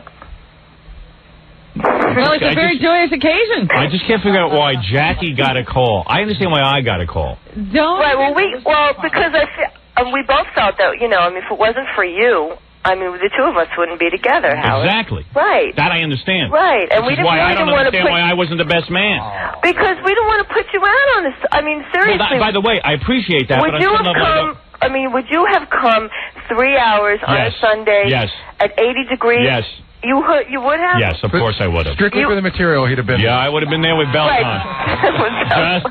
just to go there. Of course I would have been there. Well, we do have if Fred invited Fred, I know for 20 years, I've worked side by side for 20 years. You're going to say, would I be at his wedding? Of course I would be at his wedding. Only because, we really just didn't want to put it on. That's the honest truth, I swear to you. We just figured that everybody was on vacation and, Silly. Vacation. You should have seen what I was doing. It was no vacation. I would have liked a trip down to the Long Island. Would you have paid my gas? Yeah. Yes. Oh, then I would have been I there. would have flown you out there.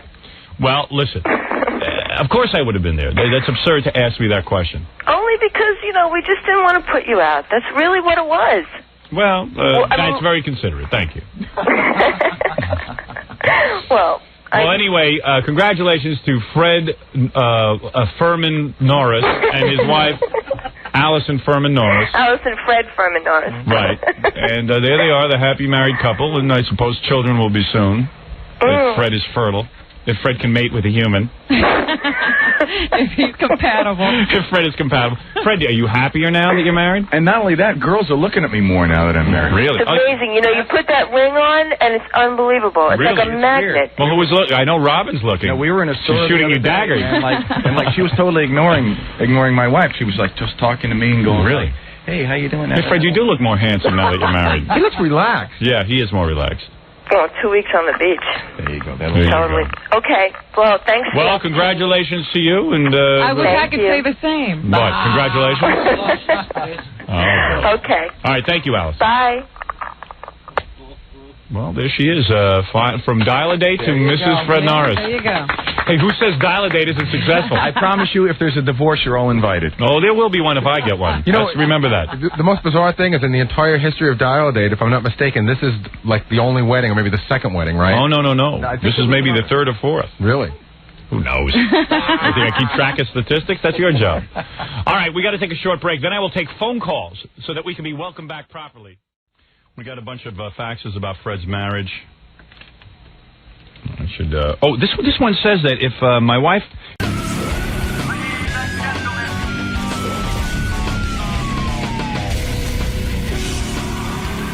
Oh, Ashton Kutcher's here, my bandmate. I was going to say, now we have to be nice to Ashton Kutcher because you made friends with him. Ashton, he was in my band. Damn. He's in my band. We were having fun goofing on Ashton. This fucking guy's so good looking. Every picture I'm in standing next to him, I look like a monster. But that's why we goofed on him. His life's too good. His life is too good. This was some party Jimmy had. I should tell you about the party. Well, why don't we have Ashton? And since he was there, he could corroborate. Yeah, we could talk about who was there. He's got a briefcase full of fucking scripts. You should see this guy. Well, of course. Look at him. Yep. He walks around with the briefcase He has full a of briefcase. scripts. He doesn't have one script. He's got like 80 scripts. He had a, you know, I'm obsessed with man purses and stuff. So he's carrying this leather briefcase. It looked very nice. It was made by John Varvatos or Varvatos. Or Well, nobody knows how to pronounce his name. I'm a big fan of that guy. So I said, hey, that's a nice man bag. Was it a briefcase or a man bag? It has a shoulder strap. Okay. He probably has it with him. It has a shoulder strap, but it's not a purse. It's like a briefcase, like I carry. With a shoulder strap. With a shoulder strap. Okay. Like a messenger bag. Leather messenger bag. But the messenger bag has a flap. Yeah. I think he's got a flap. Yeah. Okay. And then I said, let me see what's in that thing. I open it up. It's like 50 scripts. I go, wow, this is a good bag. You know, with the scripts. Yeah, did the scripts come with the bag? Like, he's not only is he good looking, he's got the scripts. I mean, if he wasn't married, you know how much pussy he'd be getting? He had to stop. Pussy was going to kill him. That's probably why he just got married. It's good he's married. He grounded him. He would have just never worked. He would have just been having pussy all the time. Huge amounts of pussy. Like, it would have killed him. He would have overdosed on it. The amount of pussy, just with that. If I carried that bag, the amount of pussy I could get. They took him to the hospital. What's wrong with him? He OD'd on pussy. They should sell pussy. They should sell that bag to guys who look like me. with the scripts. Yeah. Oh, let me open my bag. Oh, man. Vagina pussy. This Ashton Kutcher's bag, man bag, is like the Green Lantern's ring. You open it up and magical things happen. No. I think it's that face, Howard. Yeah, it is. Yeah, you can't get that from a bag. He's a good-looking guy. Ashton. What's up? Good morning. How are you? Good. How you doing, man? I'm good. I put my radio voice on for you this morning. So, what brings you back to the show, man? Got a new movie coming out? I got a new movie coming out. I do have a new movie coming out. I'm actually just coming back to the show because, I don't know, Howard invited me to go to a party, and we had fun, hung out, and, I don't know, I thought he was actually saying nice things about my last movie. And so I thought it'd be nice to come and do the show and hang out. Yeah, he was talking about that this morning, how he was hanging out with you. You guys jammed a little bit. Well, he jammed. I didn't jam. I don't know how to jam. But he was jamming. So excited to be back? It's been a long time, right? It's been like 7 years, man. Nice, dude. I think 7 years is probably about right. Maybe a little longer. Yeah, I think 2003 you came on. Yeah, okay. So you know. You got all the math done, huh? Yeah, I read up on you. All right. All right, man. We'll see you in there. All right, buddy. So here's Ashton Kutcher. He's in the movie Killers, where his wife... There he is. His wife? Might be... Yeah, well, the plot of the movie is what? Hey, Ashton. Look at you. You made it. I made it. I didn't think you'd make it, man, after the big band rehearsal. I'll tell you, well, the band was big. The band was big. Well... you were actually good. You knew how to play. Not really. Let me tell you something. Well, obviously you're punk. Yeah. No, listen, I was the one getting punked. I'm the one who did. I had no idea. Demi was trying to, like, force me into it. Yeah, right. Well, I'm going to talk about the moonshine and everything else. The moonshine? Moonshine. Yeah. I think that's what happened to my voice. Yeah, well, no. What happened to your voice is... Is he the lead singer? No, he didn't even sing. You sang a little, but this weekend in L.A. was so really surreal. But the reason he's not feeling well, you're not feeling well. I'm losing my voice. The reason he's losing his voice is he went to Jimmy's party. Yeah. And we partied pretty heavily. Then him and his wife go out to play pool somewhere. Where? Soho House? The Soho House. Yeah. It had to be. What time did you get to sleep? Like 2:40. 2:40, and then you had to get on a plane and fly to New York. I mean, why am I the only one neurotic about sleep and that you have to get your rest? I don't know, Howard. You know what I mean? We slept for like 5 hours. Yeah. Well, to me, that's nothing. I have to have rest, and people are running around and going crazy. I was just saying, that briefcase of yours. The Varvatos one. That is a pussy fucking magnet because it's loaded with scripts. I learned it from you. When I learned it from watching you. When you opened up your bag, there was about 10 movie scripts in there. No, there was 2. 2? Yeah, they were like in a binder. It's a rewrite. It's actually one script. So it's one script and a rewrite of that script. Isn't that a pussy magnet? I mean, when you've got a briefcase full of movie scripts in Hollywood and you look the way you do, I saw pictures of the evening of Jimmy's party. I'm standing next to you and David Arquette, and I'm standing next to John Stamos, and I look like a fucking goddamn monster next to you, prick. Stamos is handsome. I mean, that son of a bitch. Like, he's been good looking for fucking 50 years. Yeah, but I mean, can you imagine, like, Ashton Kutcher and Ryan Phillippe and all these fucking good-looking guys, and then you see me, and I'm like, and, you know, my wife's looking at pictures of me from the evening, and I'm like, I look like a goddamn monster with these guys. I mean, really, it's horrible. But you had a whole look going on. You were like, you had like the whole black. Now, see, that's the not hair fair. and That's he was not fair. when To you got say he hair had like a that. look. When you got hair going like that, I you was got like the guitar. I was like Slash. You were fully like with your short band for your for the strap for the guitar. So it was That like looked so bad. You were playing it with your chin. It looked like a ukulele. It was an average size strap, but on him it looked like it was too small. But don't you agree? We should go over the guest list of who was at Jimmy's party, because that was a sassy party. That was I'm sure like that's no big deal to you. You probably go to A-list parties, being married to Demi, and you got your own fame. Here's the thing about that party: there were no assholes there. Like usually you go to these parties and there's there's sort of that like upper crusty like those, and they spend their time all together and they don't talk to anybody. Right. It was like a non-asshole party. I mean, I was probably the biggest asshole there, and that's Next a to good me. thing. Like, yeah, yeah. But you say, but I know what you mean about this. Jimmy put together a party in my honor of coming to L.A., and it was really some party. I felt like I was part of Hollywood in a way, you know? I was kind of feeling full of myself. Like, let's review who was there. And then we got to talk about this band room. Jimmy set up a band room where you could have any instrument you want, you play. And so I was playing guitar. John Stamos came in. He plays drums. I mean, he's a really good drummer. He's a great drummer. Because he plays drums for the Beach Boys, which is pretty impressive. Yeah, obviously he must be able to play drums. But it was a weird vibe. Like, I get up and I'm first playing, and Ashton wasn't playing yet. And the original band was me, John, and Mark McGrath from Sugar Ray. Oh, okay. And then, like, a weird thing was happening. John was getting upset with the band.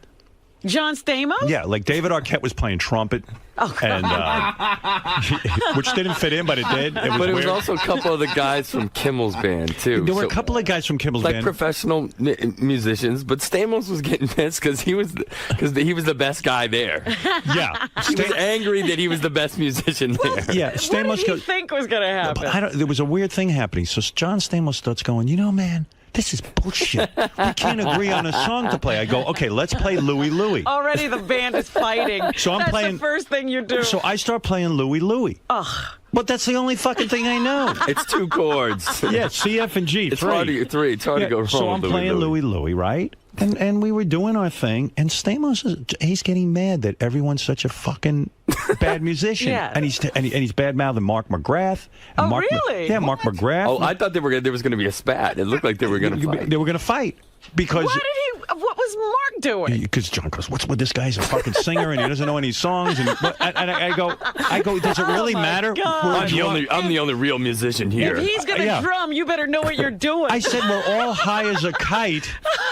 You got to hear this. Johnny Knoxville was there. Johnny shows up with his wife. Is that his wife or his girlfriend? I don't know. Johnny Knoxville looks like he's 80 years old right now. Right. He's beaten his body so much. He walks around. He's like an old man. He's like, he's like. So it's catching up with him. Yes, ma'am. Yes, ma'am. We'll just have it right down here. Yes, ma'am. Yeah, he's real polite. Okay. And he's real super polite. Like, everybody's ma'am and sir. But he looks like he's like 80 years old. He's got like his business is all screwed up. I guess that jackass thing is not a good thing to do. He's still putting that catheter up his cock every day, twice a day. And I mean, Johnny looks like that'll age a guy. I mean, when you get your dick broken, like everything after that is like downhill. What a mess. So Johnny, I'm talking to him, and Jimmy has a full, beautiful bar. I'm drinking vodka. He goes, never mind that shit. He goes, Johnny pulls out a jar. Like a jar, like a jelly jar with a screw top, and he goes, a mason jar. He goes, have a drink of this. It's moonshine.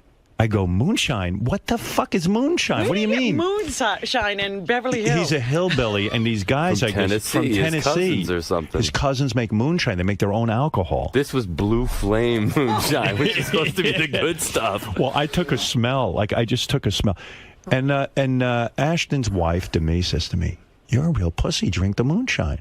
So I said, what do you mean I'm a pussy? I'm not going to drink that crap. That's probably poison. Yeah, I mean, Johnny Knoxville's uncle I made said, it. I said, look at Johnny. She was calling you a pussy because you called Stamos a pussy, and then Stamos drank it. And the first thing, I walked into the party, and Stamos was like, "You're a pussy if you don't drink this." Right. It was like the first thing, and I'm like, Everyone, okay, well, I don't want to be a pussy, you know. I never felt such peer pressure because, I mean, after all, I mean, there's Demi Moore saying, like waiting. You can't have that. She sees I'm not a real man. Yeah. You know what I mean? And like, was she drinking it? And then like Courtney Cox is drinking the moonshine, my God. and she goes, "Come All on, these man." girls She's like, man up, drink the moonshine, and I go, are more manly than you. I'm such a fucking woman. I won't drink the moonshine. I wouldn't. I smelled it. I knew. That's why Johnny looks like he's 80 years old. He's drinking moonshine. It's either that or lighting himself on fire. One or the other. Yeah, or smashing your balls into a truck. Something. But yeah, but I mean, they make it's not prohibition. You don't need moonshine. No. But it was fun, right? The moonshine was potent. I mean, it was heavy stuff. Then you kept saying you don't know how to play an instrument, but then you got up and then you're playing the piano like Billy Joel or something. I took when I was like 7 years old, I took 3 years of piano or something. I don't really know how to play. And your wife's a good singer? She was up singing? She was singing? My wife can do anything. She's singing. She can do whatever she wants to do. She can. She was really great. I didn't know she sang. Well, if you hung out at the kind of parties I hung out at, you would know this kind of shit. Yes, I would. You're too busy going to charity benefits. I'll do my thing. You do yours with the moonshine. Talk to me about charity for a second. How does a celebrity pick their charity? Now, are you trying to get rid of the sex slave industry or something? Human trafficking, yeah. Human trafficking. There's a million charities you can get involved in. Why human trafficking and sex slaves? I saw this thing on like one of those like 48 hours special thing, Nightline or whatever, and it was these like 6 and 7 year old girls in Cambodia, right? That were working in these brothels, and these grown men were going in and sleeping with the 6 and 7 year old girl. And this is not really morning talk, yeah. But it was just so disturbing to watch, to see what was happening with these kids. And I started researching, and I found there's twice as many slaves in the world today as there were when Abraham Lincoln signed the Emancipation Proclamation. Wow. I didn't even know that. And it's like a $32 billion industry. So you got involved with that? Yeah, because Robin's involved with every fucking charity but that. Isn't Demise involved with something called like the Rebecca... The Rebecca Project? Yeah. I don't know. I saw an email getting passed back and forth about, but I don't know whether she's associated with it. Everybody's helping everybody. We just started our own foundation. It's the DNA Foundation.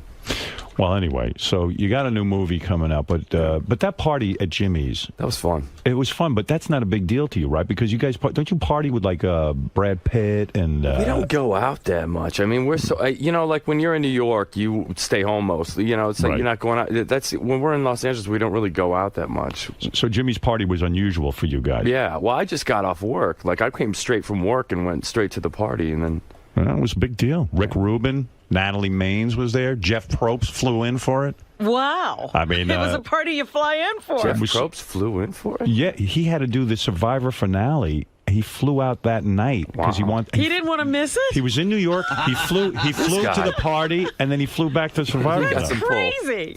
Yeah, I had a good time. I was busting his balls pretty good at that party. Jeff? Yeah, it was fun. Why? I'll tell you all about it. Okay. But anyway, so it was good. It was really good. Ashton's new movie is Killers. This is where you play a spy. You quit the spy business. Yeah. After you quit the spy business, you get married to Katherine Heigl. Katherine Heigl. Is she a pain in the ass to work with? No, she's great. Why does she get a bad reputation of being like cuckoo? Yeah, I don't know. I think she had like a thing on the what was the getting the Knocked Up movie. She had like a thing with it was like the guys in the movie and the thing. I don't know what it was. Right. I didn't really get into it with her. And yeah, she had some sort of thing. Yeah, and I think you know when you have one thing like that spike up, then every time they do want to make a story out of it every time. So working with her was easy. Yeah, you liked her. So you're a spy. You quit with the spy business. She marries you. You never tell her you were used to be a spy, and then all of a sudden, some guys put out a hit on you. Yeah, there's a hit. There's a contract hit put on me, and it's like one of my friends or neighbors, but I don't know who it is. Yeah. And I mean, it's a pretty basic plot line. So it's like you're Superman because all of a sudden when your wife learns you used to be a spy, she's kind of freaked out. Yeah, she's kind of freaked out, but she's also kind of impressed. Yeah, right. She digs it. I get to kill people. Yeah, it's fun. I just wanted to shoot a gun. And you get to do all that. I get to shoot guns and jump through windows and dive off boats, and yeah, that's fun. And make out with Katherine Heigl. So It's not bad. we were It's like free cheating, you know? Yeah, I know. There was a picture in the Post View yesterday making out with another chick. Natalie Portman. Natalie Portman. That's going well. You're making that movie now. That's in a movie. That's a movie, yeah. No, I Yeah. understand that, but you get to make out with like there's a picture I know, of it's him, like and free your mouth, cheating. but your mouth Yeah. is open and your tongue is practically down her throat. in That's this not picture. true. That's not true. It's it might be touching a little, but not down her throat. Isn't that tough on your marriage? I mean, you're constantly fucking making out with other chicks. She does it too. She I gets know, to do it too. but I mean, Jesus Christ! Between the two, do you get jealous when you see your wife in a movie, or you're doing this? I shit? get a little jealous, but she's just good. She's good with it. I don't know. She's okay with it. How's the marriage going? Great. How's the sex? Amazing. Are you having as much sex as you used to have? Yep. No kidding. Still goes down. After all these years. 7 years. What is the secret to you Lots and to me? of sex. Is that true? Yeah. Do you instigate it mostly? It's mutual.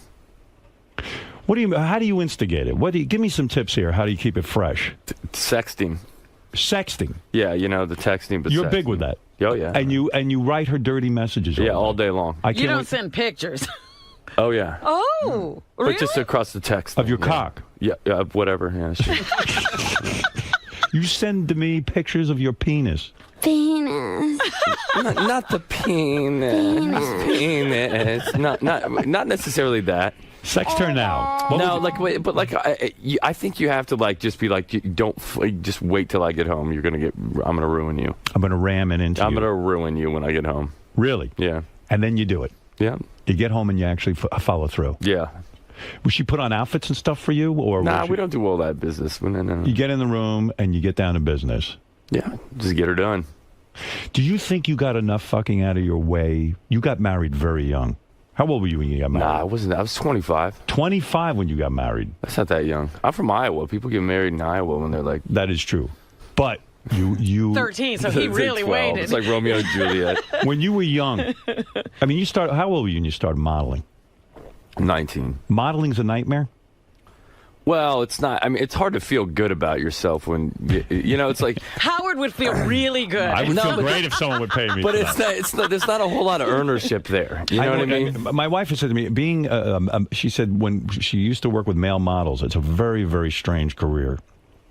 For women, it's not such a stigma, but for a man, it's kind of weird that, because you're really not doing a lot. It's like getting a jigsaw puzzle that's already put together. Right. You can't feel really good about what you've done there. Like that's just what it is. Did you do the runway and all of that? Yeah, Or, yeah. Oh boy. Oh, no kidding. Oh yeah.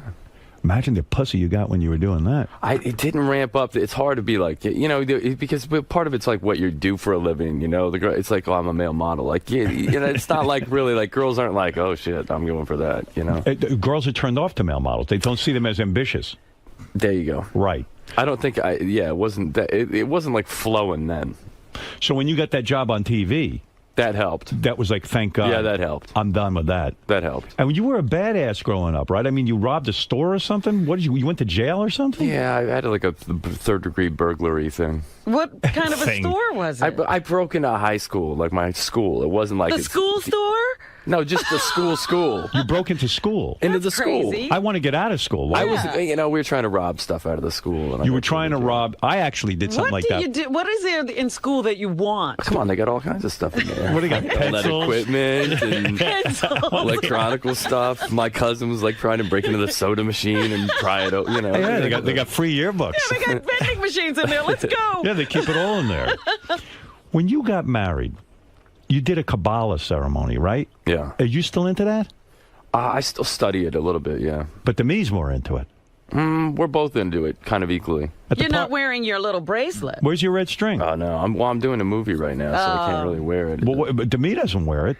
Yeah, she does. I don't see I mean, I looked her over. I didn't see No any red Didn't see string? it? No. Maybe it fell off. I don't know. So when you get married in a Kabbalah ceremony, Mm-hmm. what is that? I mean, is that like a Jewish ceremony, or is it something? Yeah, basically.